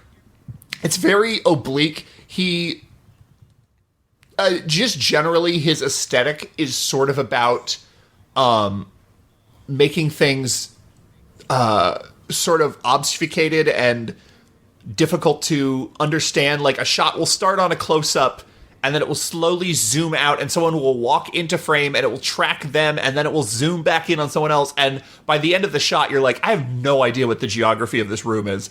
And that goes, it's very disorienting. And of course that would go on to be like the way his later films, their narratives don't really connect or whatever. Exactly. Yeah. This film, I one thing about that ties into that is that Lizard in a Woman's Skin, we never get an authentic vision of the murder.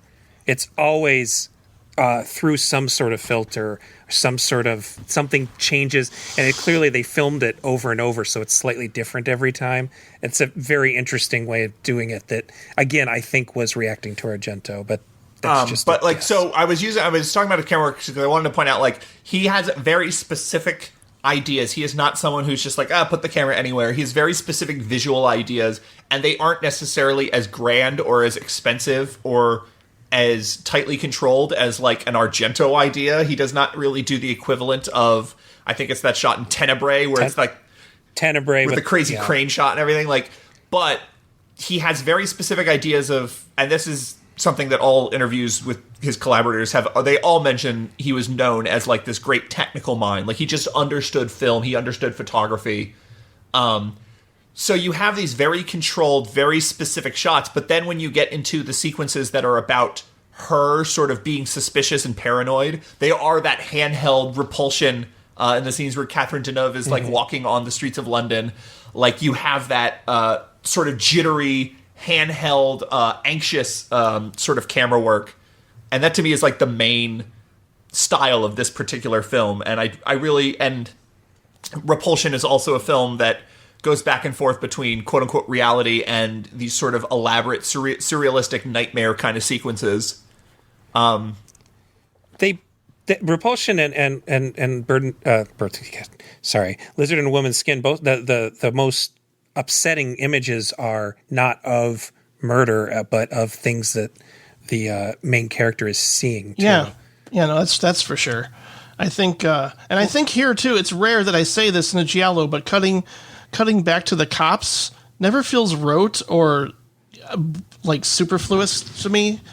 I really think, like their interactions are interesting here, and I also have to completely compliment Morricone's score. I mean, obviously, through a lot of Fulci's work, the score is a standout almost every time. But here, that score is like, I don't collect a whole lot of vinyl, but I might have to pick up this one on vinyl. I think it's gorgeous. Yeah, and Morricone deserves credit for, I mean, just the same way he invented spaghetti western sound. He invented the Giallo sound, at least until the later 70s when it started to sound like Goblin. Bird with Crystal Plumage was the sound of Giallo for the longest time. And if you couldn't get Morricone, you would get Bruno Nicolai, who worked with Morricone. So there's this whole probably 5 to 6 year period where all these movies have this just wonderfully dreamy music that is all Morricone in spirit, even if he's not there. And I think Fulci uses it so well in this. I agree with you there. But I also wanted to say, just before we changed thoughts, that when you were talking about him making this movie from the point of view of a woman and very sympathetic to women, that is an ongoing thing in his well, the first one not so much, but Don't Torture a Duckling is a very subversive movie. It's probably his most explicitly political. Yeah. Yes, and it is definitely, it's a movie that basically shames the audience for being judgmental of two women that are main characters. But he presents things in a way that it feels bad that we're being shamed because we weren't presented with all the information. But he does. There's the one woman who is the main suspect, thinks herself a witch, who's actually the same actress from who's the lead in Lizard in the Woman's Skin. She is found guilty for killing these boys, and she thinks she's done it because she's done witchcraft on them, but she's not the killer, and so she's released, and the town beats her to death. And in this really Tarantino-esque scene, they play funk music while she's being beaten to death in this the first really violent movie in a Fulci movie, or moment in a Fulci movie, just over the top violent. It's not necessarily the goriest moment, but it's just brutal, and it goes on and on and on. Yeah, and it's clear that it's not, you're not watching this for the sake of watching a woman be beaten. It's really hurtful, and I think, I mean, I suppose a lot of people could watch it and say this is just the sake of watching gory special effects, but I think that it's a very moving scene, and that then the psychic, his next Giallo, is also from a woman's point of view. I was actually going to ask about that, because doesn't the end of Don't Torture a Duckling, I didn't finish the psychic, but I saw the first 15 minutes, and I was like, wait a minute, the same death. Yeah, they have the same death where someone jumps off a cliff and has their face ripped off on the way down. I guess he really liked that image, so good. He did it again. He's right to like it. It's the greatest thing I've ever seen in my life, when the priest jumps off the cliff. And you're like, Agreed. Oh yeah, and then the villain falls to his death. I've seen this in 100 movies. Like, no, you haven't, because he slow motion bashes his face on a rock and explodes. Yeah. But it's a lot sadder at the beginning of the psychic, because it's it's her mom, but it's still pretty And the psychic, I would say it almost is bad. They maybe shouldn't have done that because the psychic's a much more subdued movie. It's probably the most violent moment in the entire movie, actually. But anyway, they're all movies that are they're about women. Women are major characters, and women are, even in this one where she is the killer, they are the most likable characters. And he did that before Argento. Argento started to have women as leads later. He had women as killers before that. Argento's first, his first and his third movie, women are the killers, and they're crazy women. And then there's something more misogynistic about that to me.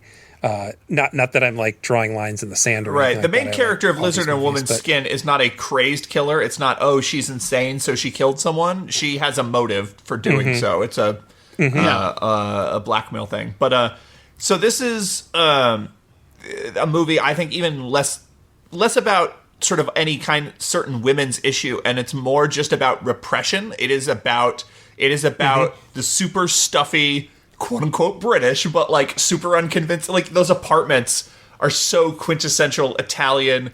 There's just like giant statues and busts and like.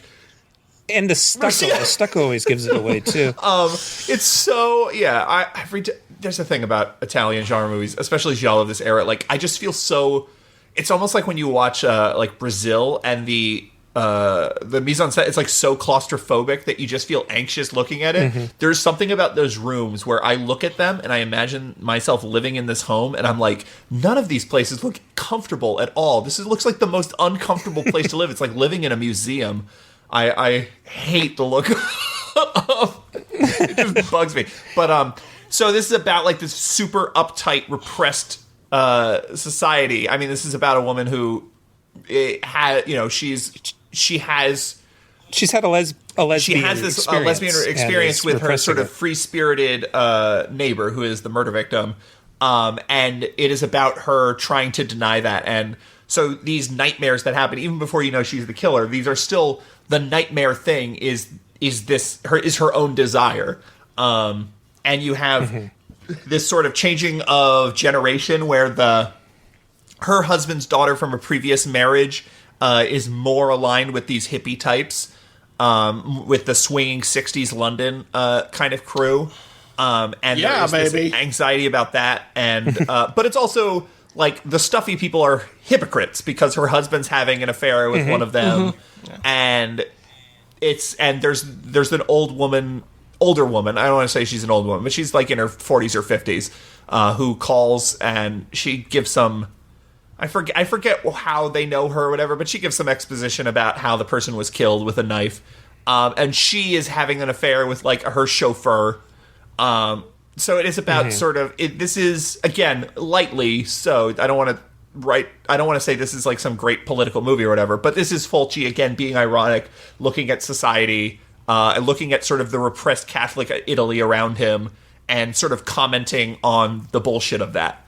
And that's a common theme for him. Like you can say that these are politically light movies, but they are definitely movies that are about the hypocrisy of Catholicism. He really has said outwardly, especially Don't Torture a Duckling, in which case the murderer is revealed to be a Catholic priest who is murdering boys before they become sexually mature. That one's pretty obvious, but all throughout his career, the movie's about how proper society is a bunch of hypocrites and Catholic society is. He's very angry about this stuff. So even if you're trying to say it's not exactly politically succinct, it is in there. It's in all of them, for a lot of them, I should say. Yeah, maybe we should be thankful for Catholicism, because that way it's created like, this need to comment on it and just like, like you said, talk about the hypocrisy through art. And certainly something like the end of Don't Torture a Duckling. Oh boy, you can tell that he's not happy with the Catholic Church. And I can't think of a single other Italian horror filmmaker that is that outward. I love the hot take of we should be thankful that Catholicism fucked up so many people. That is a really now we have all these great that is movies. a highly spicy take there, Jim. But I'm happy to hear you make it. The thing about this movie, and I take it that I think you two are bigger fans of it than I am. I like this movie.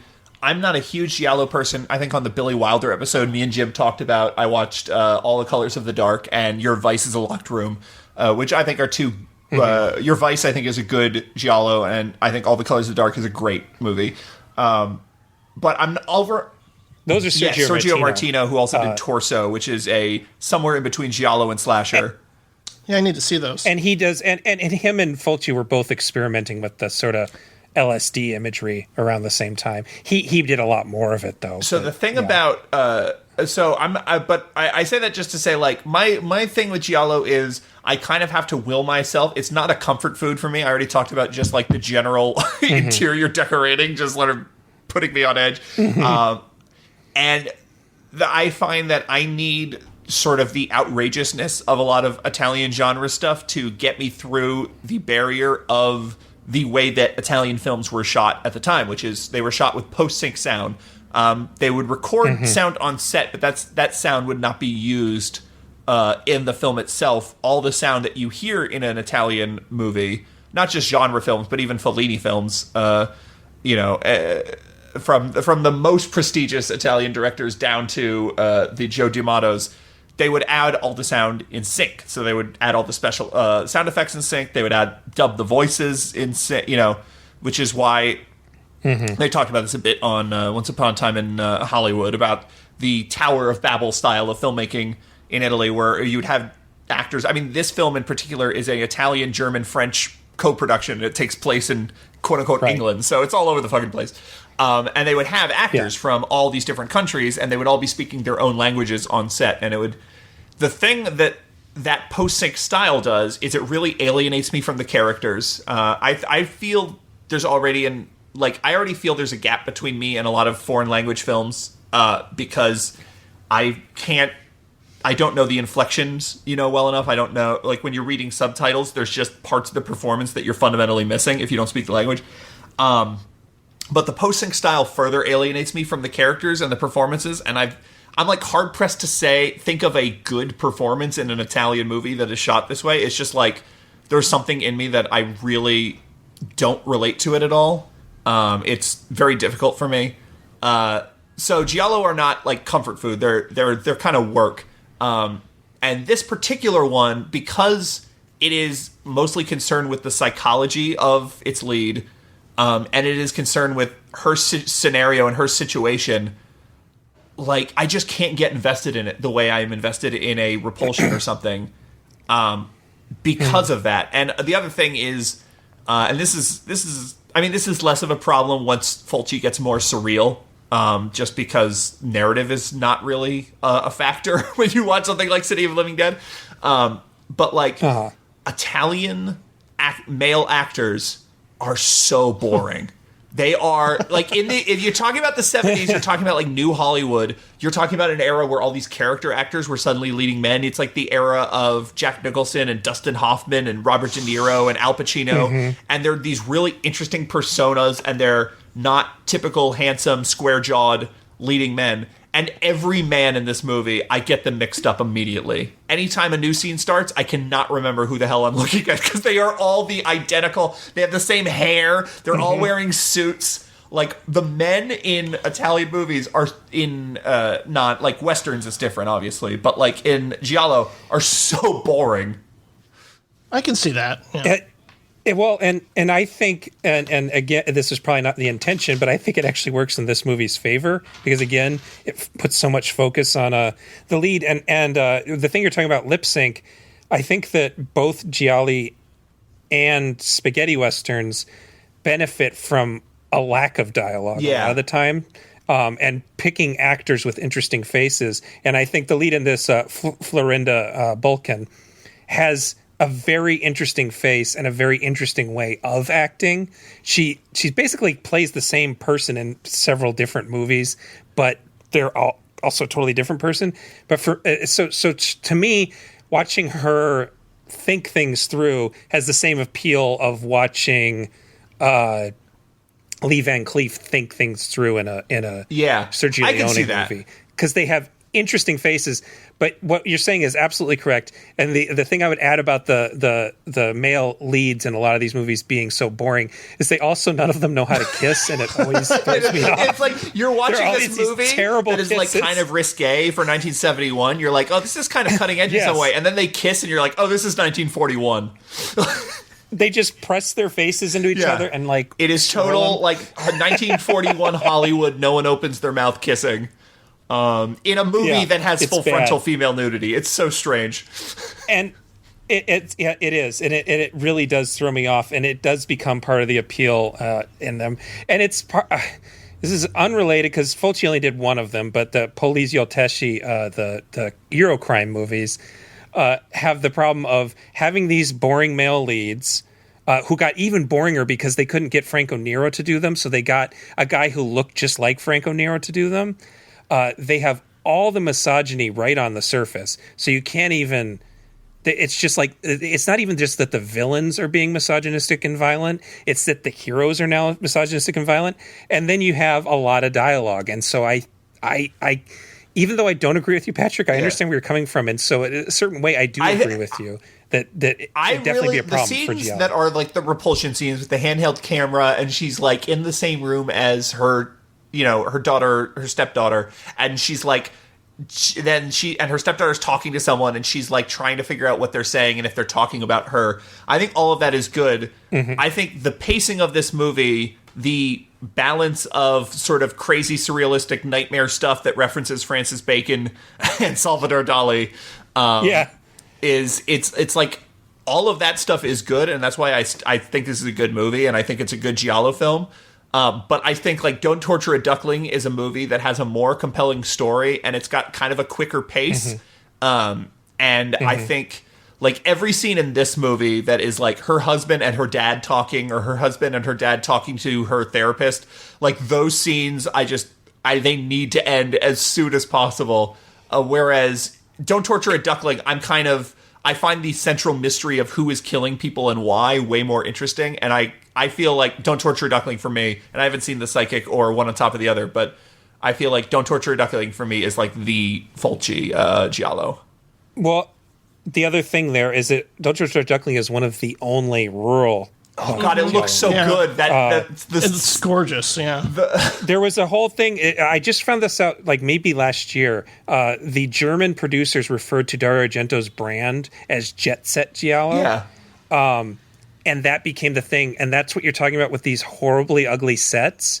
They would cram as much shit as they could to make it look classy. Yeah. When real Italians didn't live in houses like that. Oh, it was just trying. It was just opulence. It was just opulence for the sake of opulence. And in this movie, thematically, it makes sense. It makes sense because they're because there's the contrast between them and their neighbor. Yeah, and so these ugly backgrounds are sort of like the like so bad it's good thing I look for in a lot of these movies is when they're just so hideous and you can't believe they have this much wicker fucking furniture in one house.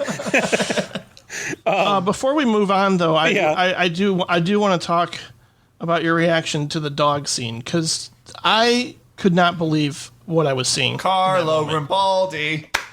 Yeah, the dog scene. The dog scene's interesting because it's the goriest, nastiest thing in the movie, but it's not. It's not related to me, and it's not even clear if it's happening or if she's hallucinating. And also, all of her other hallucinations, like in her. One of the key plot elements is that she believes that two of the hippies saw her commit a murder, but she doesn't realize they were too stoned, and that is represented in one of her nightmares as the first appearance, I believe. I did not see any of Fulci's work from before this, but the first appearance of the white-eyed eyes, for sure. Which of course later becomes extremely prominent in The Beyond. All of her hallucinations are specifically paralleling either her actual anxieties in terms of like she's dealing with sexual repression, so that hallway full of naked people sort of cavorting is a logical sort of nightmare image of that. Right. Or like her home for some reason has 100 Francis Bacon paintings in it. So and Francis Bacon had a series called The Dead Popes or The Dead Bishops, I forget which, and those paintings are on the walls of her home. And in one of Nightmare sequences, she sees her family as those figures. Even the goose with the triangle is a reference to a Salvador Dali painting that is in her home. So it's these things where it's like you see where the nightmarish images, as surreal as they are and as fantastic as they are, you see where they originate from. They're not totally arbitrary.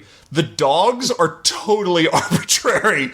There's no Chekhov's dog. No, it is something but this actually gets to something that Fulci was extraordinary at, and the reason he is one of the greats is because he was a master of finding an image that is evocative and strange and upsetting and viscerally intense in a way that's hard to put into words. And he's clearly a guy who just had a lot of fucking baggage and a lot of shit. You don't logically think how do I scare people? I know, she'll open a door and there are these vivisected dogs who are still alive and barking and panting, and you see blood pouring out of their organs. That is clearly oh God, you got some issues, dude. You have some, you've seen some things in your mind's eye, and these movies are a way to get them out. And of course, as you get into his more directly horror films, into City of the Living Dead and The Beyond and House by the Cemetery and films like that, you get more and more of this. And it is the thing that he does that is so spectacular that really, I think it's the reason why Fulci isn't more influential. It's just because how do you imitate that? How do you do that? Yeah, no kidding. John Carpenter, you can say, okay, we're going to do a long Steadicam shot that's a POV sequence. Or, okay, we have the shadows, we have the sort of the recurring image in the John Carpenter movie of the silhouetted shadow figures outside sort of staring at the people who are inside, whether that's an Assault in Precinct 13 and Prince of Darkness and all that thing. There are little touchstones that someone can pick up in a John Carpenter movie. I don't know if I sat out to make a Lucio Fulci style movie, that would first require me to come up with 13 amazing, terrible nightmare images that no one's ever thought of. Yeah, and his what's the word I'm looking for? Period drama Beatrice Cenci, which I can't remember what it's called here in America. It does have a scene of murder that involves sticking a spike into someone's eye. So that's his first spike in the eye thing. But there's none of those. It's a murder scene. It's not a scary scene. And his Westerns will have murder scenes. And so, I think the dogs are the beginning point for shit like people barfing their entire intestinal tracts up in City of the Living Dead. Oh, God. Which is the absolute most deeply disturbing thing in any of these movies. I got a text from Jim while he was watching City of the Living Dead where he's like, why is this happening? Oh, God, I have a fear of being buried alive, and now this? Oh! Yeah. Dude, that movie, I think that we talked about this because you and I did a podcast, a track to the Damned, City of the Living Dead. That movie, I had a huge phobia of vomiting, and watching the Gates of Hell VHS tape, I found it for sale. Watching it over and over the years actually sort of cured me of my fear of vomiting. So maybe I should just watch that scene from The Beyond to cure me of my spider phobia. And watch the last sequence from Creepshow over and over again. Oh, yeah, God. That one's more intense. No, just the one scene from The Believers. The only scene worthwhile in the entirety of the movie Believers. Of course, the one scene I remember from that movie. Yeah, no, the rest of the movie's not worth it, but just find that scene on YouTube. We should say, we didn't properly, or I interrupted Jim before he could properly introduce the premise. At some point, she is arrested for the murder, and she is in custody in some sort of asylum. It's not really clear, but she has some sort of mental illness. That's why she's seeing a shrink in the first place. So rather than being in a prison, she is in this mental asylum, and then someone is coming to kill her, and she's fleeing from them, and she opens a door, and she sees 4 vivisected dogs who are whimpering and barking, and you see just blood pouring out of their guts, and it is so convincing, and it's an effect by Carlo Rambaldi, who would go on to make E.T. So hold those two ideas in your head. The most lovable special effect and also the most upsetting special effect. They had to go to court to prove that they didn't kill dogs. Yep. It was convincing enough that that Fulci and the producers had to get Rambaldi's effects and take them into court to prove that they hadn't. Which is really saying something, because they kill a lot of animals in those cannibal movies that would come out in the next decade. People must have either changed their opinions, or those dogs were just so visceral that they had to do something about it. I don't know. Yeah, well, we've. It's funny because like I've I obviously watched all three of the Gates of Hell trilogy, and I think a lot of a lot of specific scenes sort of bleed together in my head to where I'm like, when did this specific thing happen in this movie and that movie? But I think we're going to talk about a movie that I think, Patrick, you've loved for quite a while now. I want to know if you've seen this on the big screen, I imagine, which is The Beyond, of course. The first, and I haven't yet. The first, Jim, can I say one more thing about? I'm sorry, no, I should have said do. this earlier. The one other thing I wanted to say about Lizard and Woman's Skin is that it, I think, is the first movie to introduce psychologists as pseudo villains, and there's.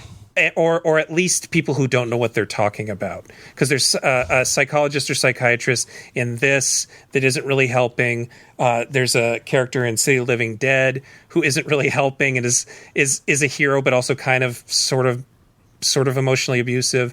And that builds up to Cat in the Brain, where the villain of the piece is a psychiatrist or psychologist, I can't remember, who is tricking Fulci into thinking he's committing murders. Fulci, the person, Lucio Fulci.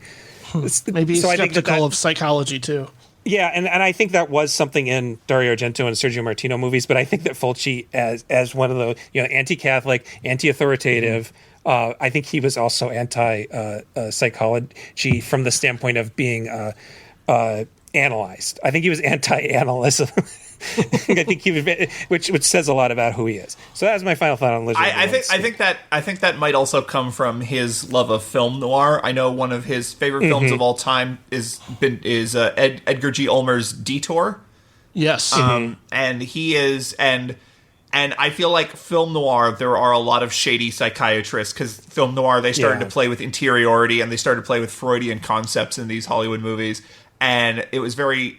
And a lot of them were very scared of that sort of thing, so they would have these evil psychiatrists. I think even like this is sort of half film noir, but like Cat People, the Val Lewton movie, also has sort of an evil psychiatrist who is twisting the psychologically vulnerable female lead for his own ends.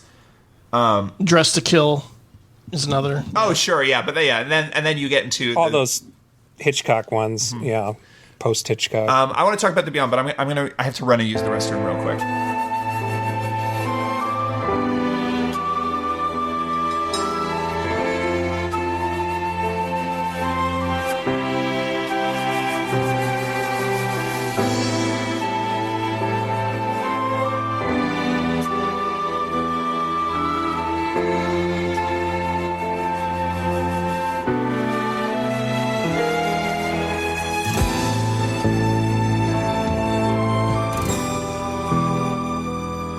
So The Beyond, for me, is it was a movie that existed on this massive screen, and it exists on its own. This is my favorite horror film of all time is Carnival of Souls, just in terms of the horror film that is closest to my heart. But I think this might be the best horror film of all time. I kind of think that there is nothing that touches this, which is weird because he made two other movies, and people who listen to Directors Club know how much I hate the sort of way that fans will arbitrarily lump films into trilogies that aren't related except for like vaguely thematically, when it's like, well, actually John Carpenter was doing these themes all over the place. You just happened to pick three random ones and called it his Apocalypse trilogy. It's nonsense. But like City of the Living Dead, The Beyond, and House by the Cemetery do absolutely exist outside of the rest of Lucio Fulci's filmography as three works that were him working towards a certain aesthetic style and a certain sort of tactic in terms of how he tackles narrative, in terms of how he structures his movie, how he shoots his movies, how they feel. It is something he was building to, and we talked a little bit about it in terms of the camera work the sort of beguiling camera work of Lizard in a Woman's Skin, and that continues in a lot of his movies. He'll do these sort of long shots, especially noticeable in his non-horror movies, because horror movies already exist in the realm of just crazy shit happening all the time. So when a shark fights a zombie, you're sort of like, yes, I understand, I'm watching a horror movie. But then when you watch like Contraband, and it's more or less a pretty straightforward mob revenge movie, but it still just looks insane. It's like really noticeable that like, oh yeah, Fulci had a specific visual idea that was important to him. And I do need to say that cinematographer Sergio Salvitti was working with him at this point, and was not working with him on Lizard in a Woman's Skin, and all of those movies that have that look, except for City of the Living Dead, I think, have Salvitti and Fulci working in tandem perfectly. Yes, and it's something that he was never able to do again without. Once the two of them stop making movies together. I mean, we have I've said this before, and I'll say it again. We have a show called Directors Club. I'm not an auteurist. Movies are massively collaborative works. Yeah. And there is no one person who is responsible for a movie. And Fulci has had many different collaborators. He had actors that he worked with again and again. He had screenwriters he worked with again and again. So yeah, I didn't know that about the cinematographer, but it makes total sense to me. Well, I think the value, and Salvetti's movies always look good. Am I pronouncing that right? Salvetti's movies always look good. He did a lot of full moon movies that look good, but he and Fulci, I think, were he got what Fulci wanted. I think so. I think it still was really Fulci being Fulci. Yeah, I'm not saying he's the auteur, but I think that having a cinematographer who understood what he was going for really helped. Oh yeah, I mean the director's still the director. Fulci is still a singular person with a singular vision. Absolutely. So there is two things that we've talked about previously that I think work in tandem to create the feeling that I get when watching City of the Living Dead, The Beyond, and House by the Cemetery, and then to a lesser extent Zombie, The Black Cat, The New York Ripper, Conquest, and that is that he is purposefully making information hard to discern to the viewer.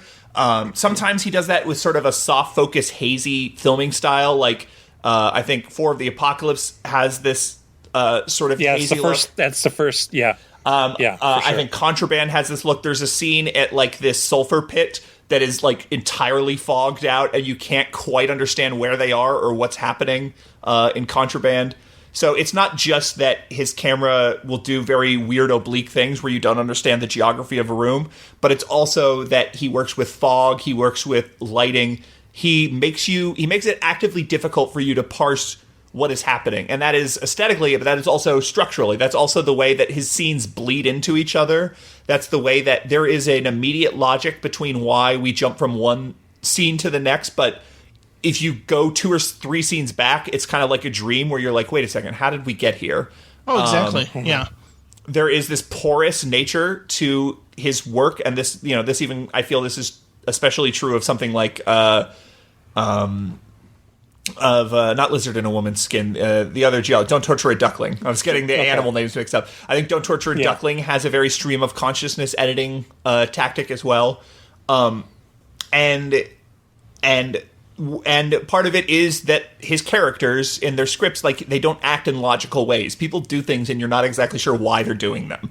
Or 2 characters will enter a room and they'll have this like knowing look as if like there's some sort of thing going on between them, but you don't know what it is, and it's never really brought up again. This is especially true of the scene with Joe the plumber and the maid in The Beyond. They have this like long scene where they're staring at each other, and it's always like, wait, I've seen this movie 7 times now. What the hell is their relationship? I might be wrong on this, but I think that that the actor and actress were a married couple in reality. I think I read that as well. And that was like some sort of meta thing, but it works in what you're saying. Yeah. So when all of this together combined, which again, I'm saying Fulci is not an accidental genius. Fulci is doing these things deliberately. Fulci, he has a certain tactic he is using. The way he approaches material, especially he ramps up to this again. Zombie is sort of the first movie that you really feel it. But like it goes all the way to Conquest and the New York Ripper and even Manhattan Baby. Though it starts to get away from him towards that part of his career.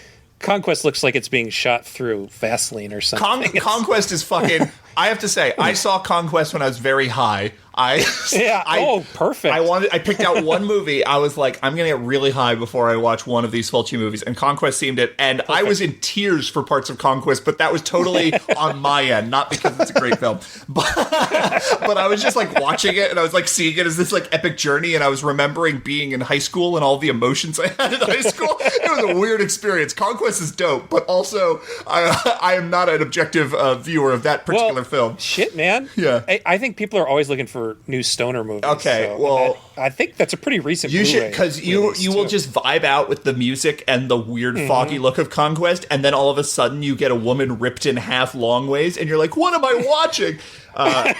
Conquest is fucking dope. I feel like that's my response to pretty much every Fulci movie is there's always a moment where I'm like, what am I watching? What is this? So the thing that all of this does combined is it is like an enzyme that breaks down the idea of narrative. It breaks down the idea of cause and effect. It breaks down the idea of logic. And what that does is you watch these movies and you are not watching a story. You can't follow it. You have to surrender to it. And I feel like this is why Fulci's kind of a harder director to recommend. Like, I can show anybody Deep Red or Suspiria, and even if they aren't into horror movies, they can see, like, wow, those are dazzling movies. You really have to be able to surrender to Fulci to watch something like The Beyond and really get everything out of it. And I feel like that's why, Jim, for you saw The Beyond way back when, and you were like... You know, it did become a favorite. It didn't necessarily strike you as a masterpiece. But then when you watch it along with like 6 other Fulci movies, all of a sudden you're like, okay, your mind now is in Fulci mode and you can understand it and you can work it. Suddenly you're acclimated to his vision, and I just love movies now that feel like true fever dreams. And this is probably one of the best ones ever. So all of this that breaks down a movie, when you don't have that through line of like, I'm invested in this character arc, I'm invested in where it's going to happen next, I'm invested in, the stakes. Like when all of that gets broken down, what you have is moments. What you have is set pieces, episodes. And all of Fulci's movies feel extremely episodic, even the more logical ones like Four of the Apocalypse is a spaghetti western that changes tone and changes mood and idea like constantly. It is like it's kind of a goofy, fun adventure movie, and then it gets really nasty. Movie. Yeah, it's a fun road movie with these like interesting characters that are all. It's like a Wizard of Oz situation where there are all these weird misfits who kind of grow to like each other, and you're like kind of enjoying them, and then someone shows up and it becomes fucking dark and mean and nasty and desperate, and it becomes sweaty and gross, and you're like, oh god, and then. There's a sequence where it's like a whole town gets together to help someone give birth, and it's like this weird, sweet, like down home, like yokel comedy. There's also in that scene. There's a part where they hear the woman screaming, and then they realize she's given birth, and we see it from outside, and the camera pans out as the entire town is looking at the building, waiting to hear the baby cry, And then when they hear the baby cry, there's this relief to everyone in the entire town that the baby wasn't born, stillborn. So it's not only funny, but it's actually moving.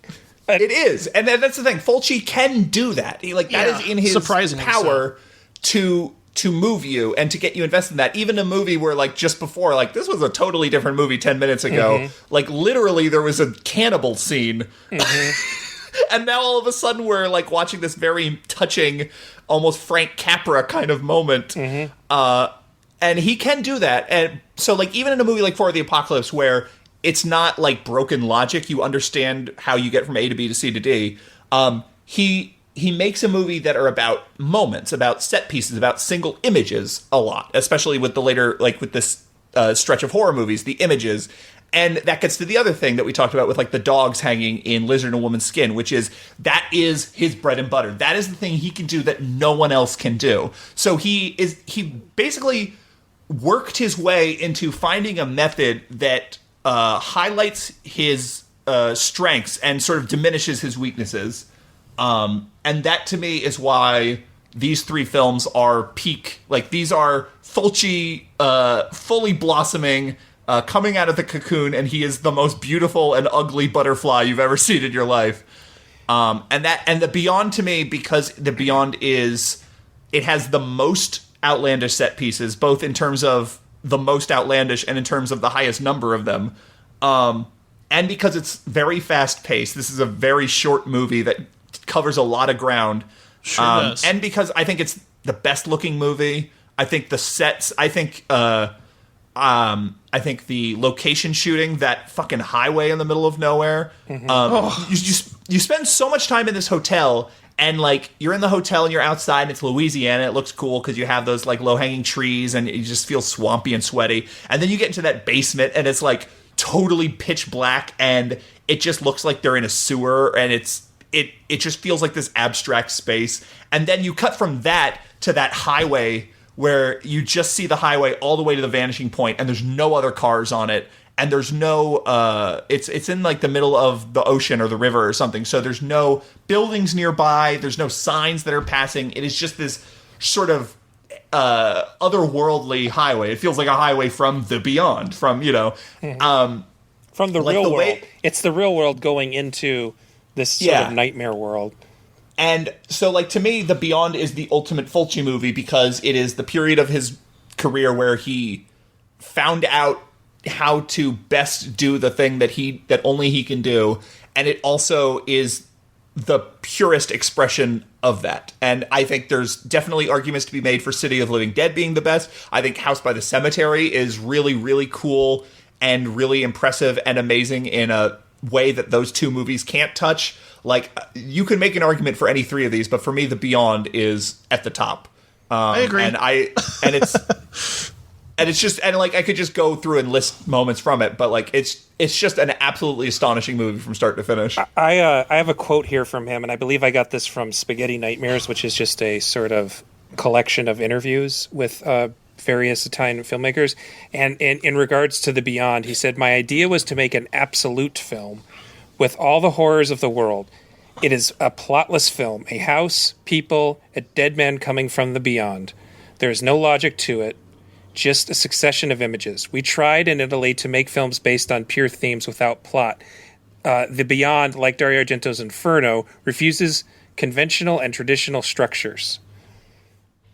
So he was acutely aware of what he was doing.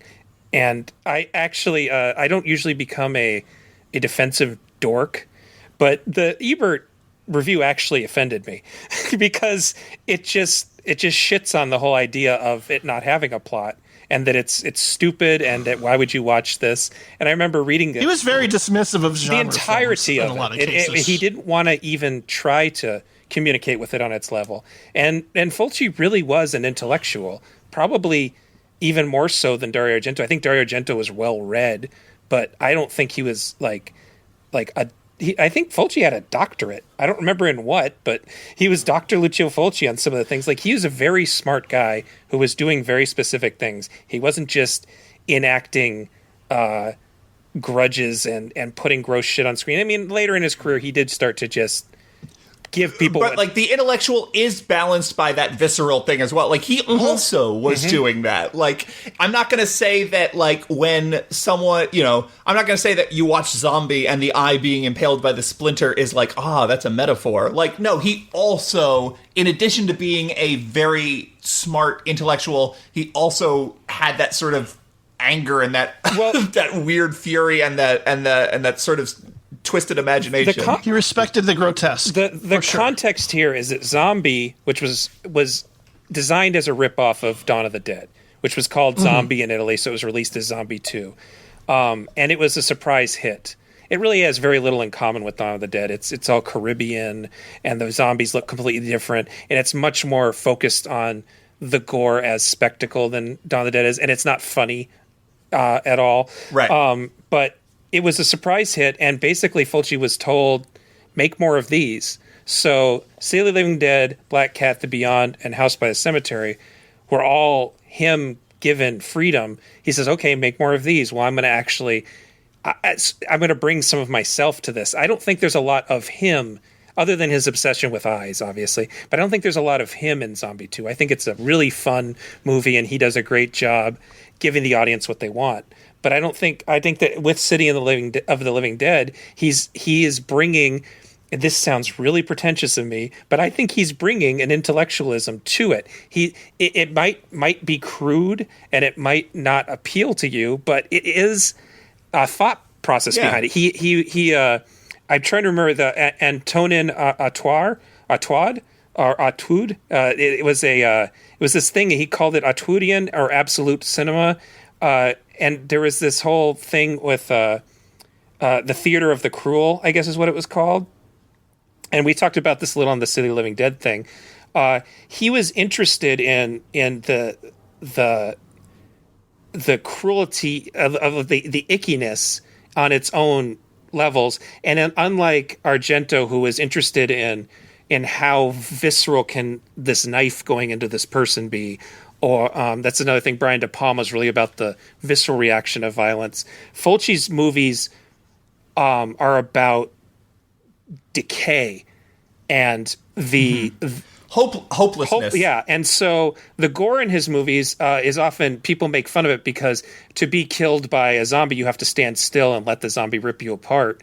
But the whole point is that it's the breaking down of the body that's the part he respects and he wants to talk about. And so you say that there isn't any political meaning behind the splinter in the eye, but in City of the Living Dead, he was trying to bring political meaning to the drill in the head scene.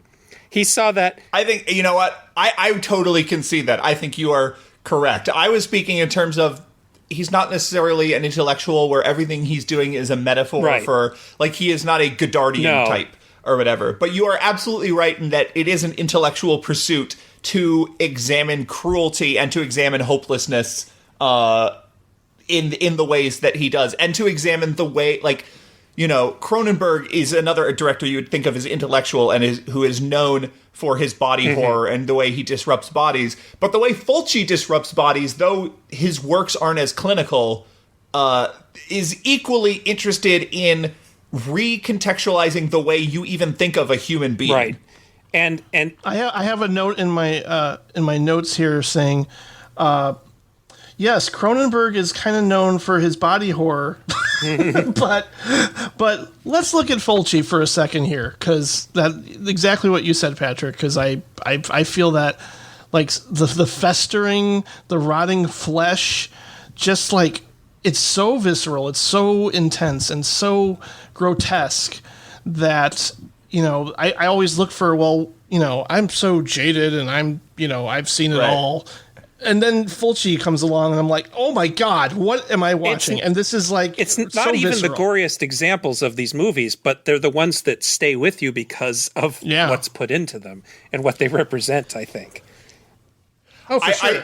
I do also want to say that, like, there is part of me that is still 15 and still I just get giddy because I'm just like, this is so gnarly. Like, I can't claim that. Like, part of the reason I connect to the Beyond, part of the reason why I have a Lucio Fulci tattoo, I have the sign of Iban from the Beyond, which is sort of this omen of doom or the omen of the apocalypse or whatever. It's on your forehead, It's kind of right? unclear. It's kind of unclear. On my wrist, the same place that Lucio Fulci's daughter got hers, which is where the symbol came from originally.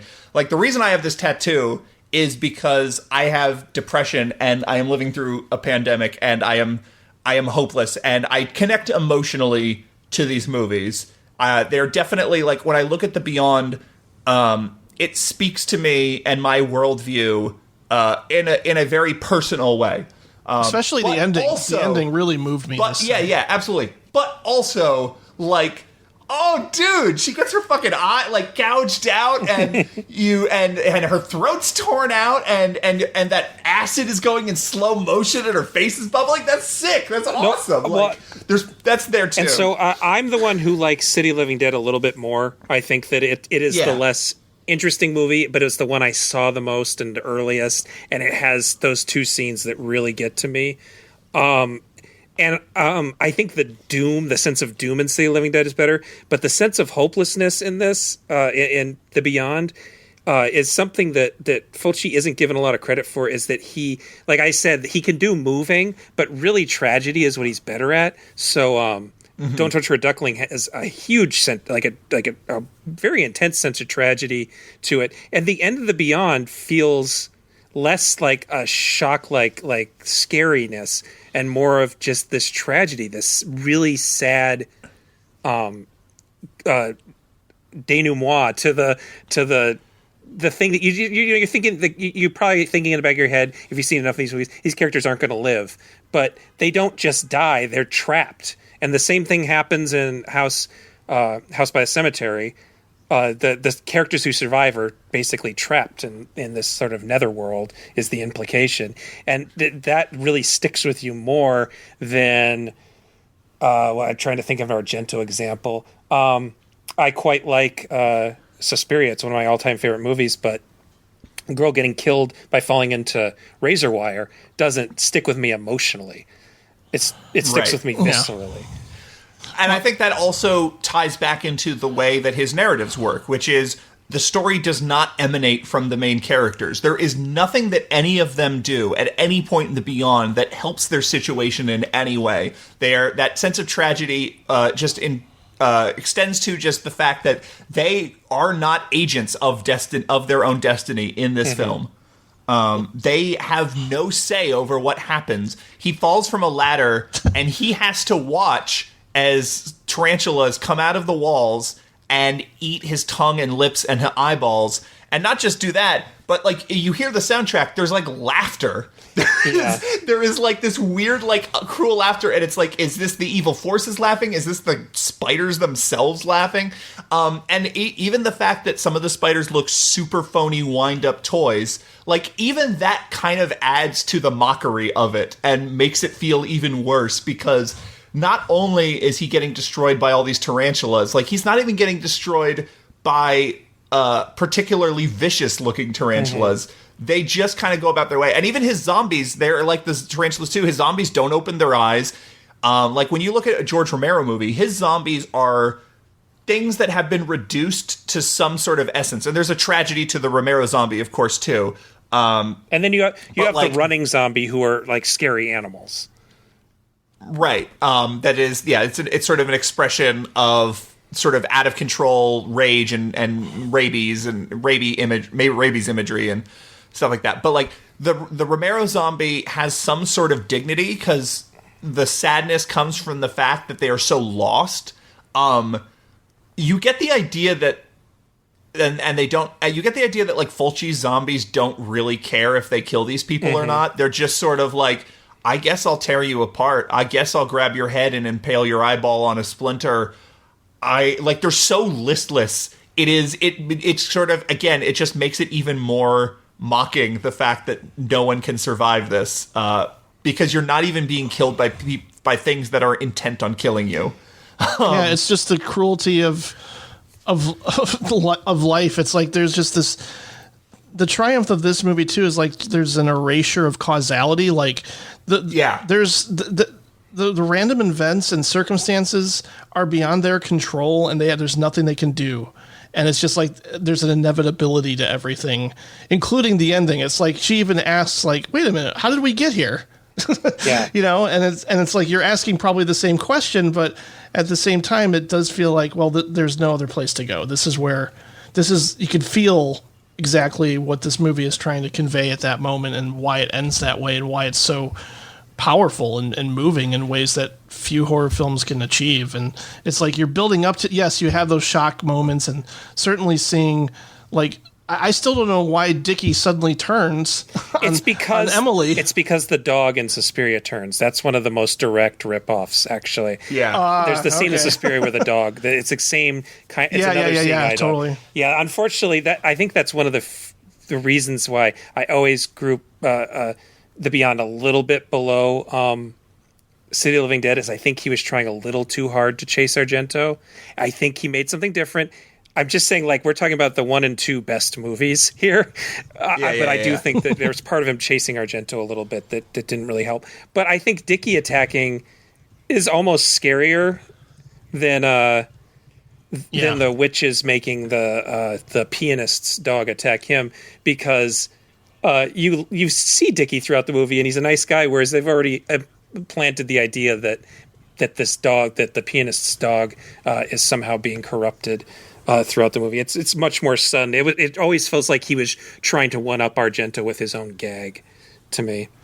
The other thing about this is where was I going? I had an idea. I lost it. Come back around. Okay, well, I was going to say that the thing that makes the Beyond the ultimate, even if it's not your favorite, that makes it the ultimate of all these, is, I think, the way things dissolve and like how obsessed it is with the way lie is dissolving people, with the way decay is dissolving the walls in the basement, with the way that acid is just sitting around and falls on some lady's face and dissolves her, and then the frothy blood turns into the blob. Yeah, is a scary part of it. It's like, and I think that the Beyond represents these ideas better than any other Fulci movie. The sort of the pure film he was going for, that aesthetic, and the idea that he's more interested in gore as breaking down than gore as injury. There is a specific point of view to Fulci gore. There is a specific philosophy behind it. There are tons of super gory movies where it's like, and then he gets a chainsaw and he cuts 2 guys in half and they fall in half, split in half, and their guts fall out and blood sprays everywhere. Like, Dead Alive is technically a gorier movie than The Beyond, but there's a specific philosophy to Fulci's understanding of the human body as this, like, bag of...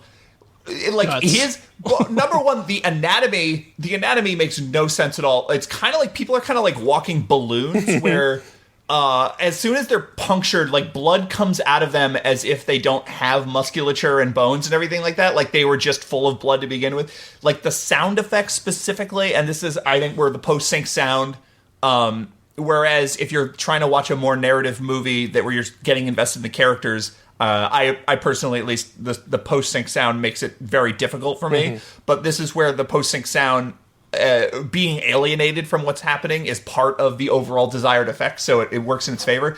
The sound of the blood coming out, it is just like the sound of someone dumping a quart of liquid onto pavement. It is the loudest splattering sounds. And he'll like take one shot where someone is melting, and then it'll slowly dissolve that shot into another, and he'll just watch you break down. Even in his bad movies, even in something like is it Touch of Death is the serial killer movie? Even in Touch of Death, that opening where the man is eating a steak that you see him grilling up this steak, and he is sitting in front of his TV eating a steak that is super rare and kind of gross looking. And then you see the camera sort of follows down into his basement, and you see this dead woman on this operating table with with his steak is cut out of her side. There's just like this sort of jigsaw puzzle piece, and you realize that he's eating her.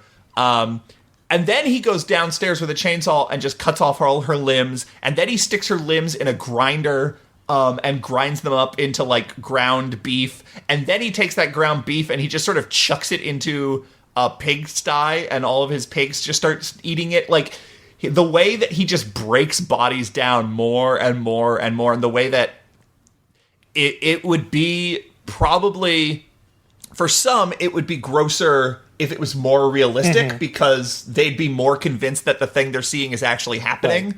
So, like, I feel like some of the gore effects in, like, The Walking Dead or whatever, like, K&B has an amazing sense of anatomy, and that is something really important to K&B. And when you see, you know, certain effects in A Day of the Dead or something, which is probably, for me, the best K&B movie in terms of gore effects, like, when the guy's head is being torn off and his vocal cords are stretching and that pitch goes up, like, it's really important to them that they catch you off guard with how realistic, even as over the top and fantastical as they are, they want to tie it down to something that you understand how the human body functions in real life. And Fulci is like, we are all shit. We are all just fucking animated little mute puppets, and there is no dignity to any of us, and all of our bodies can be disrupted horribly at any time and just be broken down into component parts. And like, this is a more upsetting scene, just because I think of the way it's filmed and the emotion and everything. But like, to me, that is why I never finished. I got like 20 minutes into Irreversible, and I was just like, I can't do this anymore. That, you know, as many gross out and, you know, ultra and transgressive movies as I've seen, like, Irreversible was just too much for me. And like, the thing that is so upsetting about that initial fire extinguisher sequence is it goes on so long, and you see the head of the person whose their head is being bashed in by a fire extinguisher. You see it get less and less recognizable as human. And that is the thing that Fulci does throughout all of his movies. His zombies don't really look like people a lot of the time. Right. Yeah, no, that's definitely true. In Zombie or Zombie 2, whichever you want to call it, he referred to them as walking flower pots. And I think it was a money issue. They couldn't afford to do real good, realistic appliances, so they just sort of like, well, these things crawled out of the ground. They're also, the thing with Zombie that I think is funny is they're supposed to be conquistadors, so they're like hundreds of years old. They would not have any structure left, but they're supposed to have crawled out of the ground, so they're all muddy, and so they look like walking mud.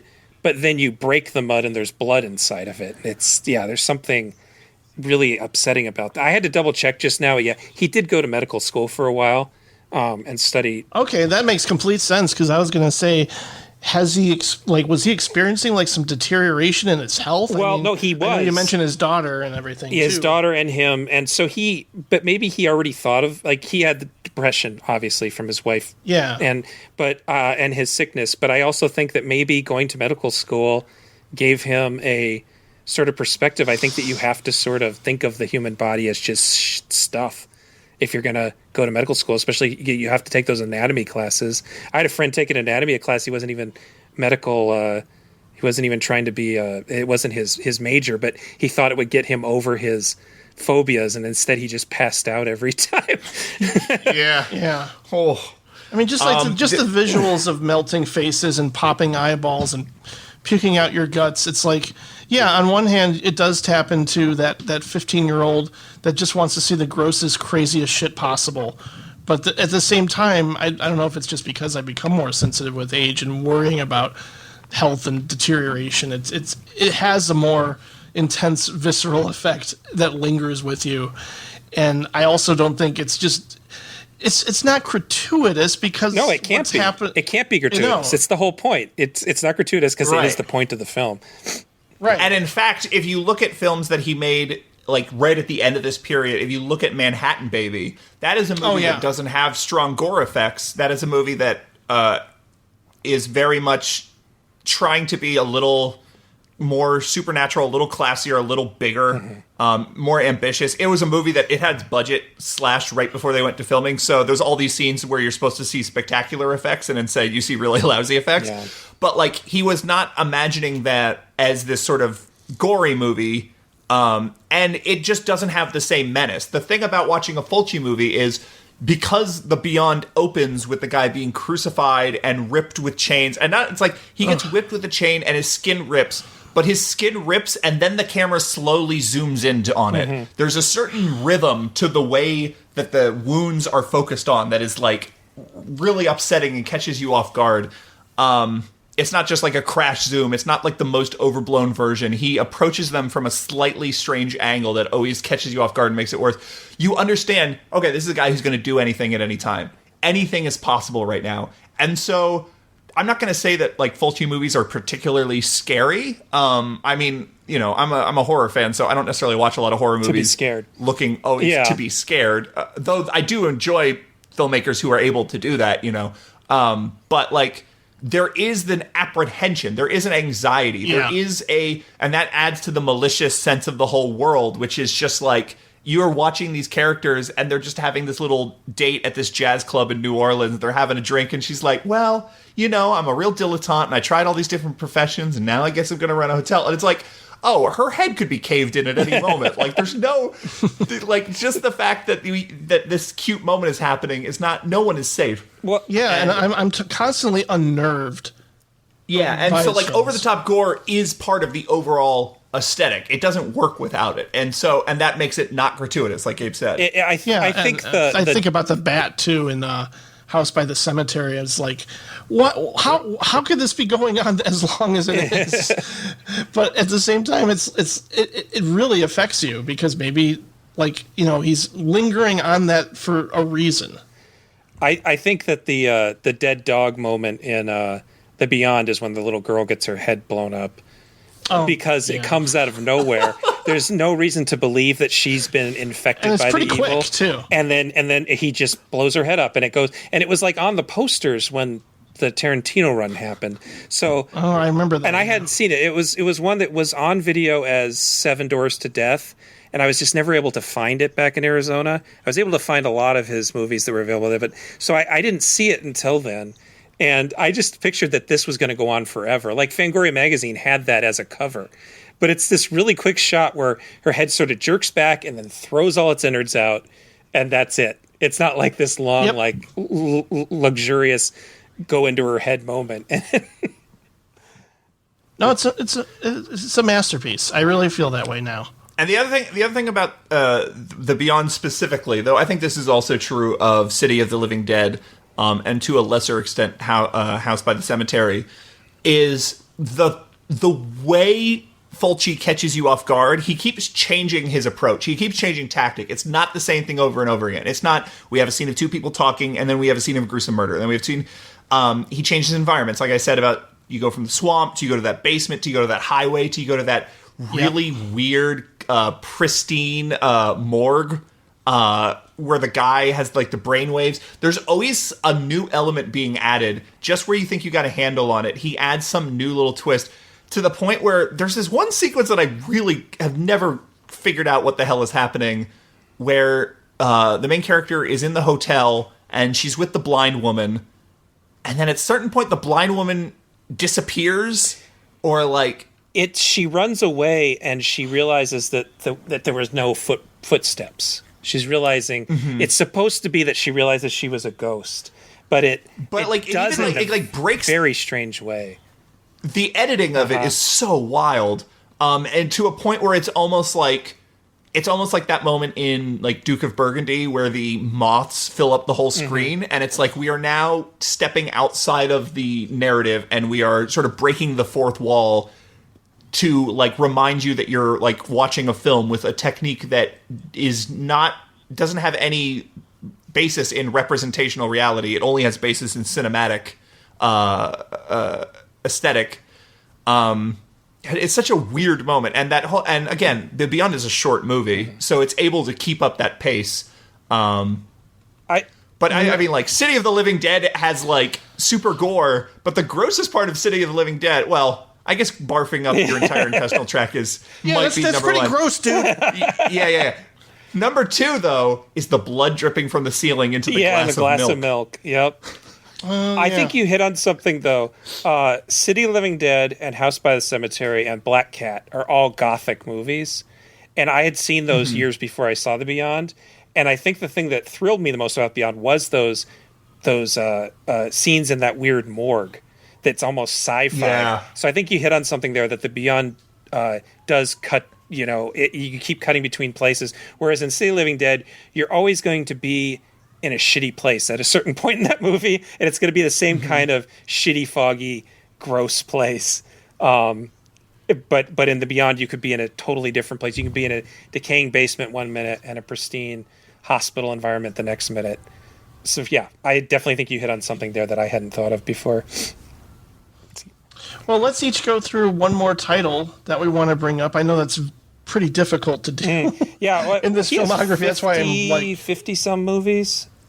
Well, yeah. The other interesting thing about Fulci is he had a 40-plus film career. 56 movies. He had like a 45-year film career or something like that. The movies that people talk about when they talk about Fulci pretty much exclusively exist in a 12-year span, from Lizard in a Woman's Skin to like Manhattan Baby. His later films are on Blu-ray, but they're not really well regarded, and they're not widely discussed. And when you talk about sort of the legacy of Fulci, they don't stand as tall as the work in this stretch of filmmaking. I've heard that as well. But the one I'm curious about though is House of Clocks, just based on the plot, because I like the idea of it's almost like a Tenet situation with time going backwards all of a sudden. So I'm curious about that. I actually just rewatched that one yesterday. House of Clocks and Sweet House of Horrors were part of a series that was it was called Houses of Doom, basically. And it was supposed to be him, Lamberto Bava, and Umberto Lenzi. Bava dropped out, so him and Lenzi each did 2 movies, and he apparently wrote his own. Lenzi's were called House of Witches and House of Lost Souls. I haven't seen those. House of Clocks they're both pretty bad. They're made for TV movies, which obviously is a problem. But House of Clocks is better because that has that basic thing, and I think what they both would work as single 20 to 30 minute episodes within a portmanteau, like a Amicus type thing. And House of Clocks has a pretty strong central idea that there are these old people that have some sort of weird occult thing behind them. That's these thieves come into their house and sort of inadvertently kill them, and then after time recycles back and they come back kind of as zombies to exact their revenge. It would have been a really good 20-minute movie, but instead it's a 90-minute movie, so it doesn't quite work. Yeah, it sounds like it could be like a Tales from the Crypt exactly episode or something. And it's a good idea for a TV movie too, but yeah. I want to talk about the New York Ripper. Okay. That's the one I wanted to talk about. Well, then we'll talk about it Okay, extra. you go ahead, Jim. Well, I mean, it's hard for me to pick just one title because, I mean, the ones I watched were all really interesting and in different ways. And this one just came out in 4K, and I was thoroughly shocked by the violence. And I wouldn't say it's upper tier Fulci from the ones that I watched, but it's something that you'll never forget. It reminded me of like when the first time I saw Henry Portrait of a Serial Killer, and just some of the violence, some of the sequences here are. It's such a strange point of comparison. I understand where you're coming from, but they're such different movies. Oh, for sure. I know. Yeah. I know. This one goes way over the top, crazy, loony, weird stuff.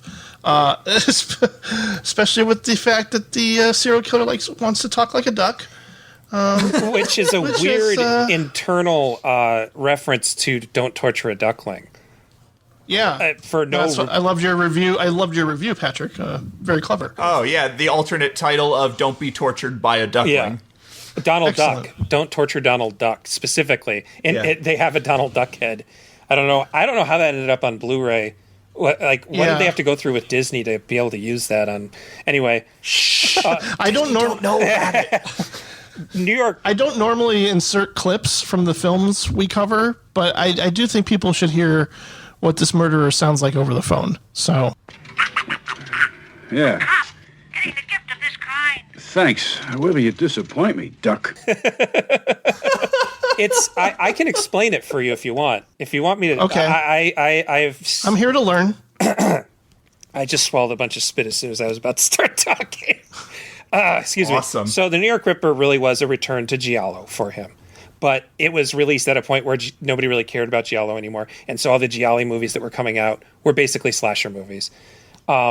So my point of view is the duck voice is actually a satire. It's a reference to Don't Torture a Duckling, but it's also a satire of the way in Dario Argento movies he would disguise his killer's voice by making them always whisper. And then that way it could be a man or a woman, and it would you can't tell someone's gender, or size or shape really by their whisper. So I think that the Donald Duck voice was the way I see it. It was a satire of the whisper voice. It was like pushing it to a weird extreme. The whole movie is a satire pushing things to weird extremes. It's the one movie that is like as we were saying at the very beginning of this, Fulci might have been a misogynist. But this is the one movie of his that is a misogynistic movie. I don't think any of his other movies, like I guess 4 of the Apocalypse has an implied rape scene, but it's not that it's supposed to be a tragedy. I can't think of any other. And The Devil's Honey has is really takes the woman's side, and she's abusing the man. So there is a sort of misogyny in that. But the New York Ripper is the one that just is mostly just women being killed in really horrible, painful ways. I think there is. You could also. You could point to the recurring image that it starts in Lizard in a Woman's Skin, but also pops up in House by the Cemetery, and very, very memorably here of women's breasts being punctured and stabbed. That happens in House by the Cemetery. That is the very first dream sequence. The murder is depicted. It's her breast being cut open. And in this, it is a razor blade slicing a nipple in half in excruciating close-up. Yeah, and then the eyeball, and I think at that point he was just trying to outdo his previous eyeball traumas. Yeah, It's a good, it's a good effect, but it doesn't. It's the fact that the eye rolls back as it's being bisected, I think adds something of a realism to it. But that whole scene is the thing about that scene is that it's really there to tell us that the male protagonist is a piece of shit, that he could have actually fixed this situation, and he refuses to acknowledge that he's been seeing this prostitute and that the killer figures it out. And he probably could have, if he would have just gotten his shit together, he might have been able to save her. Not to say that the killer is teaching him a valuable lesson here, but I do think that movie really hates its male protagonists. Yeah. I mean, when you say this movie is misogynist, it's more that this movie, if the act of watching this movie is the act of watching women being tormented and mistreated and abused and murdered and violated, like, over and over and over and over again. Like, it's tongue in cheek. I don't think that absolves it of this thing. I don't think this is like, oh, it's secretly. It's like, no, it's just but it's also not necessarily coming from a honest place. In fact, it feels like the point where Fulci was leaping off of the sort of fugue state he was in when he made City of the Living Dead, The Beyond, and House by the Cemetery, where those films feel very idiosyncratic and personal, and he was channeling something very real inside of him, and they don't feel self-conscious in any real way. Other than a few moments where they're ripped off from, The Shining or from a Dario Argento movie or whatever. Like, New York Ripper is him sort of disengaging from that and going back into, like, let's just fuck around, and he never did get back to that, which is, fine. Yeah, he made so many great movies. A lot of people considered, for a long time, this was considered his last, quote, good movie. But at the same time, it was so...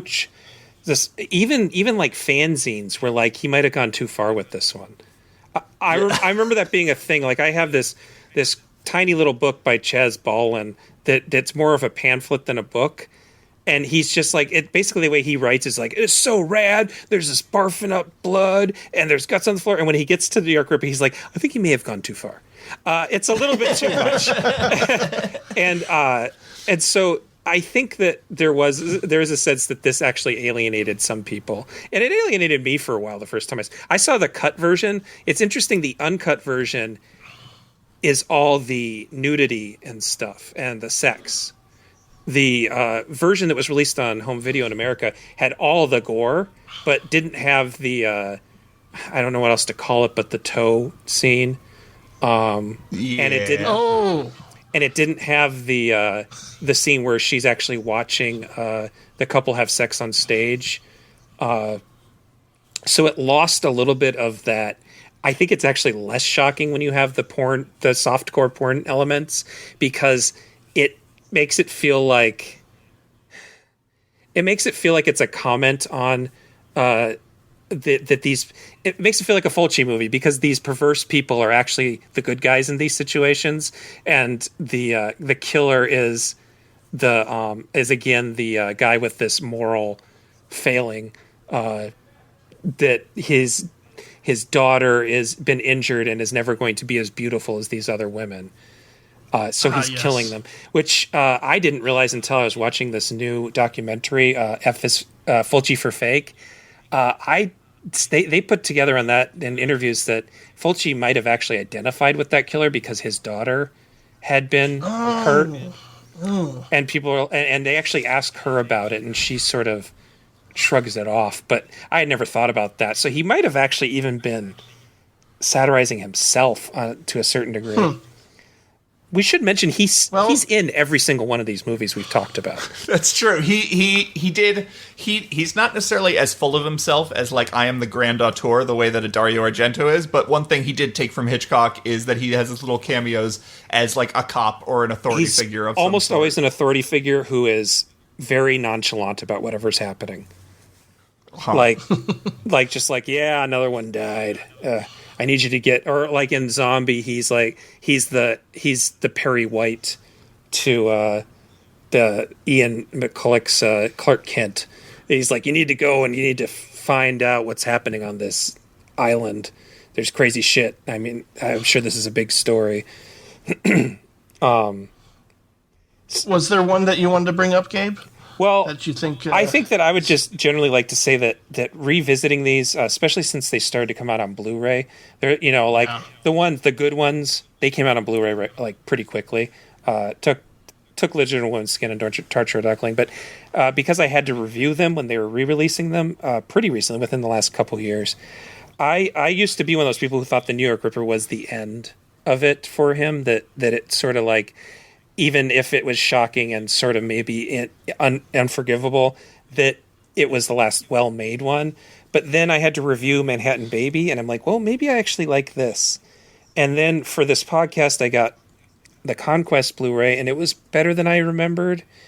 And The Devil's Honey came out on Blu-ray recently, and that is almost like a Basic Instinct type movie. You were talking about there's that one. That one has its defenders to where I'm probably going to check it out. Yeah, you're talking about your mom's erotic thrillers. This one fits as close in with that. It's a lot like Basic Instinct. In fact, to the point where what year did it come out? It came out before Basic Instinct. So I guess it was probably trying to be oh god, I don't remember the name of the William Hurt movie. Body Heat. I think it was trying to sort of take off on Body Heat. Oh, Body Heat. Oh, yeah. And also... Who directed Body Heat? Can we do an episode on... is it Lawrence Kasdan? Probably. Yeah. He's made a couple of good movies.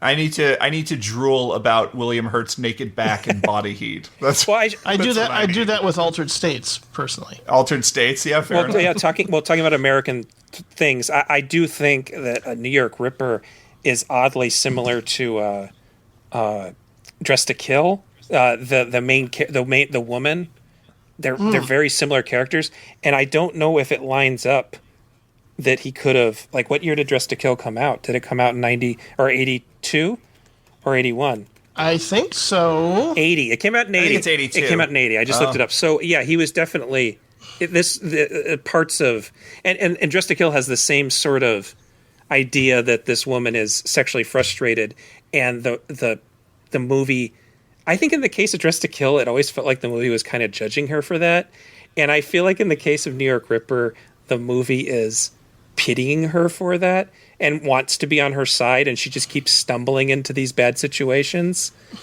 I might be, just because I don't really like Dressed to Kill very much personally, I might just be trying to prop up a Fulci movie. But anyway, so I watched those movies. I watched that. That ended up being pretty good. Enigma, you kind of liked more I than you used to hate Enigma, and I rewatched it, and I think it was maybe the last one where maybe he had a health comeback, because I felt like he was putting some effort into it. It had a horrible script and no money, but there's these really cool model shots in it that I really like. Yeah, those shots are amazing. And there's some cool music, and it has some feeling to it.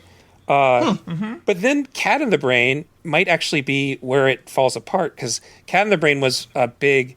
It came out when he was, 1990 is when his legend is growing in the Fangoria and Gore Zone communities. Like, people that are probably 10 years older than me are really, and so this movie came out and we couldn't get it here, and it was just this thing where, like, Fulci's big masterpiece where he plays himself, and it's actually really not good. It's one of his worst movies, I think. So it might be around there. But then Voices from Beyond is kind of good. Or not. I'm sorry, not Voices from Beyond. Door to Silence? Demonia? Oh, no, yeah. Voices from Beyond is okay. Demonia was better than I remembered it being. I just got that Blu-ray. I thought that one was terrible. That one definitely suffers from no money. It looks a little like it's shot on video, even though it wasn't. I think there is a lot of moments in Manhattan Baby that are great. Really good. I think. Yes. Yeah, I would agree. I think if Manhattan Baby had the gore of the other movies and you had that overall sort of pessimism and menace that comes along with that, I think that would be a movie that I'd really love. But the thing is, yeah, without the gore, it comes off as a little silly in points. But I love the shot of you get to see an instant photo, like a sort of Polaroid picture develop in real time. I think that's such an amazing moment. There's the scene where her hand burns onto the bed sheet. And Manhattan Baby just has some cool, just doing sand things. Like, that's a movie that's sand's good. Just good shots of sand. That's something special, I think. But, yeah. Ever since Woman in the Dunes, I've always had a thing for good sand. But his television films and his straight-to-video movies, Touch of Death, Demonia, Door to Silence is particularly bad, but it's maybe not his fault. He was basically dying, and it stars John Savage, who was a big enough star to be difficult to work with. So it's not as cut and dry as I once thought it was, and it makes me wonder if people... The fact that Argento is still making movies today, it feels very cut and dry where his movies start to get bad. But it makes me wonder if people who are teenagers now start watching Argento movies and he dies in a couple years. The dude's old. He's probably going to die soon. Are they going to revisit what I think are terrible Argento movies and find value in them as I'm revisiting these Fulci movies that people 10 to 20 years older than me thought was the end of it and they couldn't even watch them anymore. I'm wondering if it's time that makes the difference or if maybe Fulci did have more value later on that I just hadn't seen. So yeah, it's not as cut and dry as it used to be. So instead of talking about one movie, I'll just say that. I think that basically I think his Westerns are really good too. I don't really want to talk too much about them, but I discovered recently that he was a big horse rider, and the Massacre Time, which is also called The Brute and the Beast, has some really great horse stunts, riding, shooting stunts. And his first White Fang movie is pretty good, and like we said, For the Apocalypse is good. So I think people should watch those. But really, if you start, you can go back to these, and I would watch the good ones first because I think it makes you appreciate the not so good ones. Yeah, I definitely agree. I tried watching Enigma at a certain point before I was really acclimated to Fulci, and I found it totally unwatchable. Yeah. And now I was able to vibe with it, and I was able to be like, well, all this part kind of sucks, but I like the overall mood of it, and I like the snails. Yeah, the snails, it's like, oh no, definitely him trying to figure out, like, I can outdo the spider scene. I'll use snails. Yeah, literally the slowest creatures on Earth. The bird scene at the end of Manhattan Baby is totally just him doing tarantulas as well. Mm-hmm. Yeah, down to the object disappearing after the guy dies. Yeah. I want to say that the Black Cat has something that no other Lucio Fulci movie has, other than maybe House by the Cemetery, which is it's eerie. Mm-hmm. There is a weird, quiet kind of spookiness to it, which normally Fulci movies are just too not bombastic necessarily, but they're just too all over the place and to really maintain that atmosphere. But like the guy, like with the old antique recording equipment, recording at the grave, and it's kind of foggy, and there's just a lot of really cool feelings. And that's another movie that it doesn't have like amazing gore. A lot of the cat attack scenes are kind of just like, well, they just kind of have a cat paw that's attached to a red paintbrush, and the cat paw is just sort of painting the fake blood onto the faces as it sort of reaches into frame. It's kind of goofy and silly. But like, there's a scene where a woman dies by being lit on fire that is like super not graphic in terms of being super gory, but it's just like, it's just so extended, and she's just screaming for so long, and the fire looks so intense, and it's very believable. it's just like a really brutal moment. So that movie still has that kind of menace that the really, really good Fulci movies have. I like The Black Cat quite a bit, and I think that movie's underrated. I think that I'll movie, definitely check that one out. That movie also has Patrick McGee, and I feel like McGee and Fulci were, speaking of vibing, I feel like they were on, like, I feel like Fulci knew how to use Patrick McGee, that he had probably seen Clockwork Orange as like, I want this face over and over again. And I think I actually think Fulci, people who he worked with over and over all liked him. David Warbeck liked him. Al Cliver's in a whole bunch of his movies. I don't remember what his real name is. But he always would have arguments with people, and then he would figure it out. I think that he brings out some really good performances from Fabio Tisti, who's usually okay. Yeah, and Catriona McCall. Yeah, Catriona McCall is. She has mostly nice things to say about him. She had a couple arguments with him, but I think he knows actors better than a lot of these. I think a lot of these Italian horror guys didn't. They just would use whoever's hot and not really know what to do with them.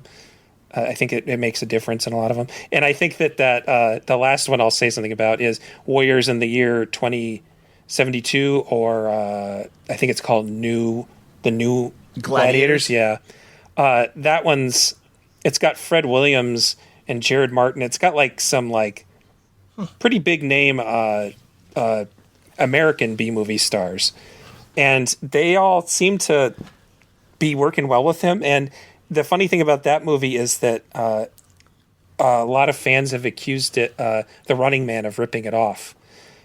Even though The Running Man was based on a book that was written just before this movie. But they're basically the same idea, that it's like televised death sport.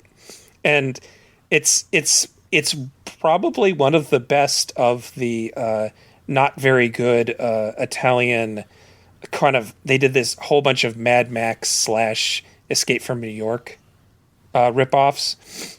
And it might be one of the best ones because it has a sort of political point of view and a sort of anti-commercialism. And it has really big ideas. Like, it's a real sci-fi movie, which Fulci never really did another big sci-fi movie.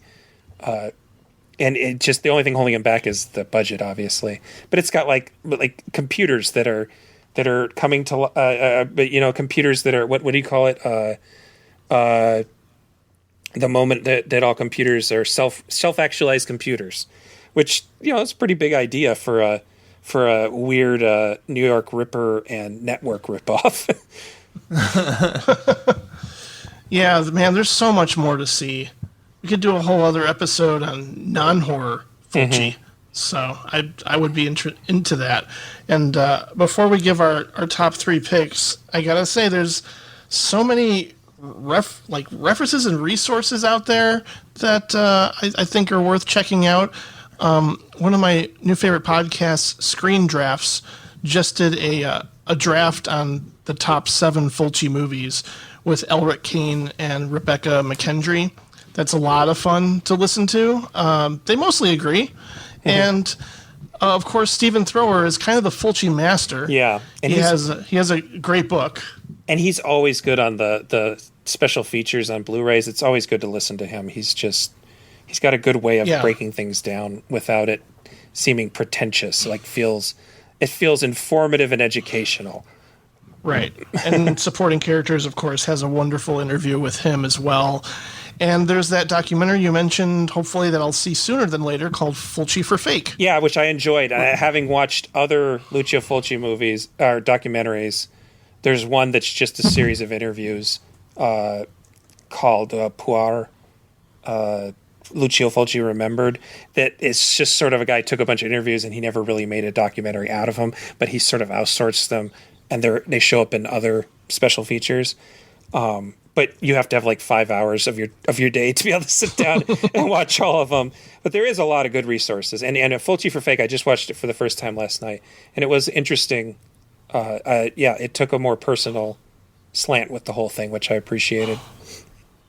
Yeah, I'm definitely curious about that, and I'll definitely pick up that incredible Stephen Thrower book if it's not out of print. And when I looked it up, it seemed like it was. There's a digital one now, I think. Yes. All right, let's give our top 3 Fulci movies. Who's going first?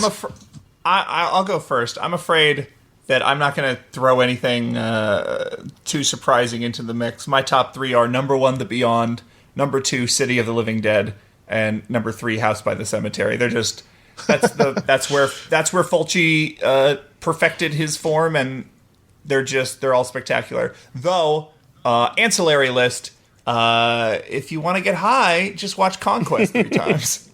Okay, I will. Okay, Sounds good. Sounds like fun. I'm pretty boring. I say City of the Living Dead, The Beyond, and Lizard in a Woman's Skin, but I could switch that with Don't Torture a Duckling.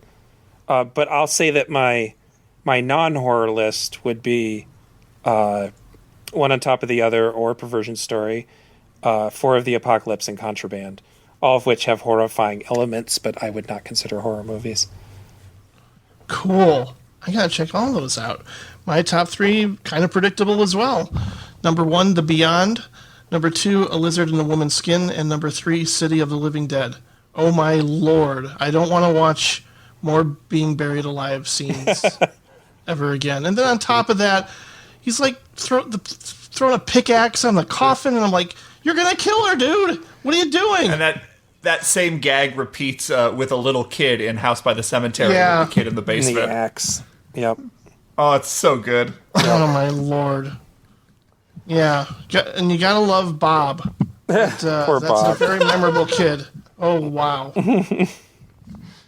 Great job with the dubbing. Yeah. Great. Well, that was a lot of fun, guys. Yeah.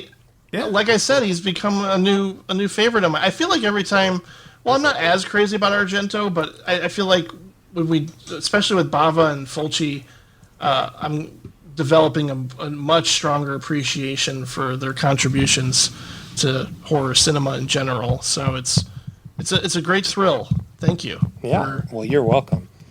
Thank you for being here. Where else can we find you? Who, Patrick or me? World? Both of you. You can find Patrick at Treks of the Damned. Available. Keep going. Available at where all your favorite podcasts are. Part of the Now Playing Network. Yeah, he doesn't have Twitter. What have I been doing on Tracks of the Dam recently? He's been reviewing a whole lot of Friday the 13th movies. And I talked about Friday the 13th 5 with him and Freddy vs. Jason with him. And I'm really hoping that this pandemic lasts long enough that he gets desperate and goes through all the Nightmare on Elm Street movies so I can talk about how great Nightmare on Elm Street 5 is. And I can talk about how great Nightmare on Elm Street 4 is. Yeah, great. Sounds good. You already got 2 people, Patrick. Okay. All right. Well, I guess that's done. And you know where you can find Gabe Powers? You go to genregrinder.com. He has an amazing podcast, the Genre Grinder podcast. He did an episode recently on found footage movies that was very good. Excellent. And also, website should be your number one destination. If you are someone who listens to this and goes, I haven't seen a lot of genre films outside of the sort of Hollywood American canon, I'm interested in stepping out and finding stuff that's interesting. Guess what? Gabe has you covered. He does these lists of these extremely comprehensive and very useful lists of genre films, not just from Italy, but from around the world and America, divided up into subgenre, as is Genre Grinder's way, and what streaming platforms they're available on. And he updates those way more regularly than he reasonably should. So yeah, I finally had to... actually... I dialed back a little bit when I realized so much of that stuff doesn't go away. But it's a great resource. There's a lot of streaming services out there that you're probably not aware of that are free. And if you don't mind watching a movie with commercials for prescription coupons every 7 minutes, there's a lot of really fascinating world cinema like Lucio Fulci and beyond that you should check out. So go to genregrinder.com for all the great work that Gabe does. Thank you. I'm also on Twitter at Genre Grinder. Nah, don't do that. Don't do that. Don't go on Twitter. It's bad. at Gabe M as in Matthew Powers. So this is all. But you don't want to follow me probably because it's mostly retweeting political stuff, and then just my reviews, which you can find on Genre Grinder anyway.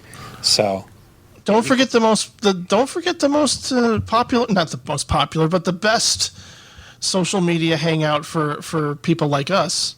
Facebook.com. No. Yeah. No. It begins with an L. Oh, yeah. I have lists on Letterboxd, too. I'm looking right now. I'm just Gabe Powers. I'm Patrick Ripoll on Letterboxd, and I've reviewed every movie I've seen since 2013. I know, that's wild. I admire your stamina.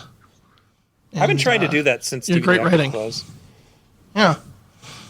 And I'm Jim can be found at directorsclubpodcast.com, as well as Letterboxd, Now Playing Jim, Twitter, Now Playing Jim, and I'm also doing sporadic reviews at voicesvisions.net. So you can go there as well, and I'm really excited to dial things down a little bit and talk about a filmmaker who only has like 4 or 5 films to her name.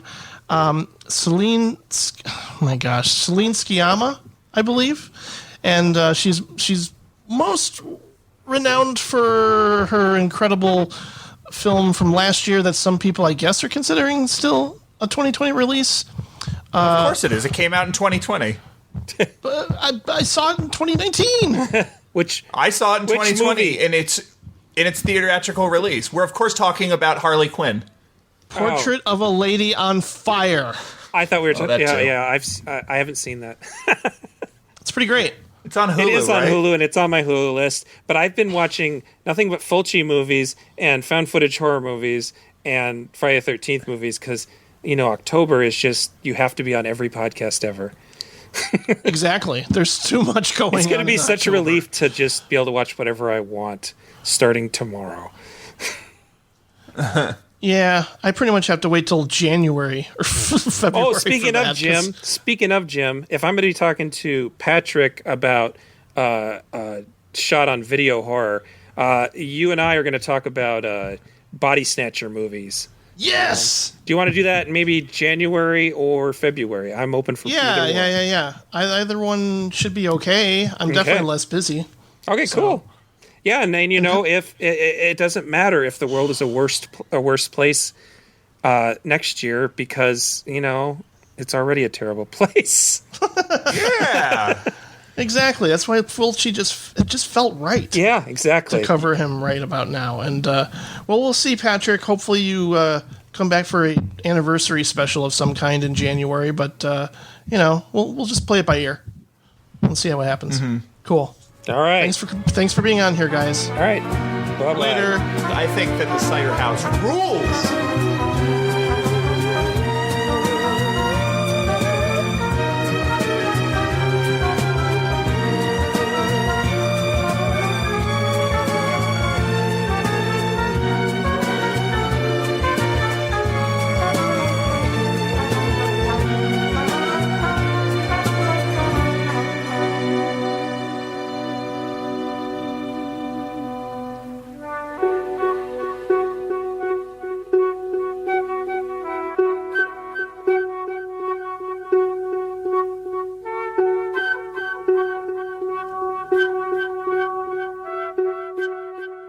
I think that the Cider House rules.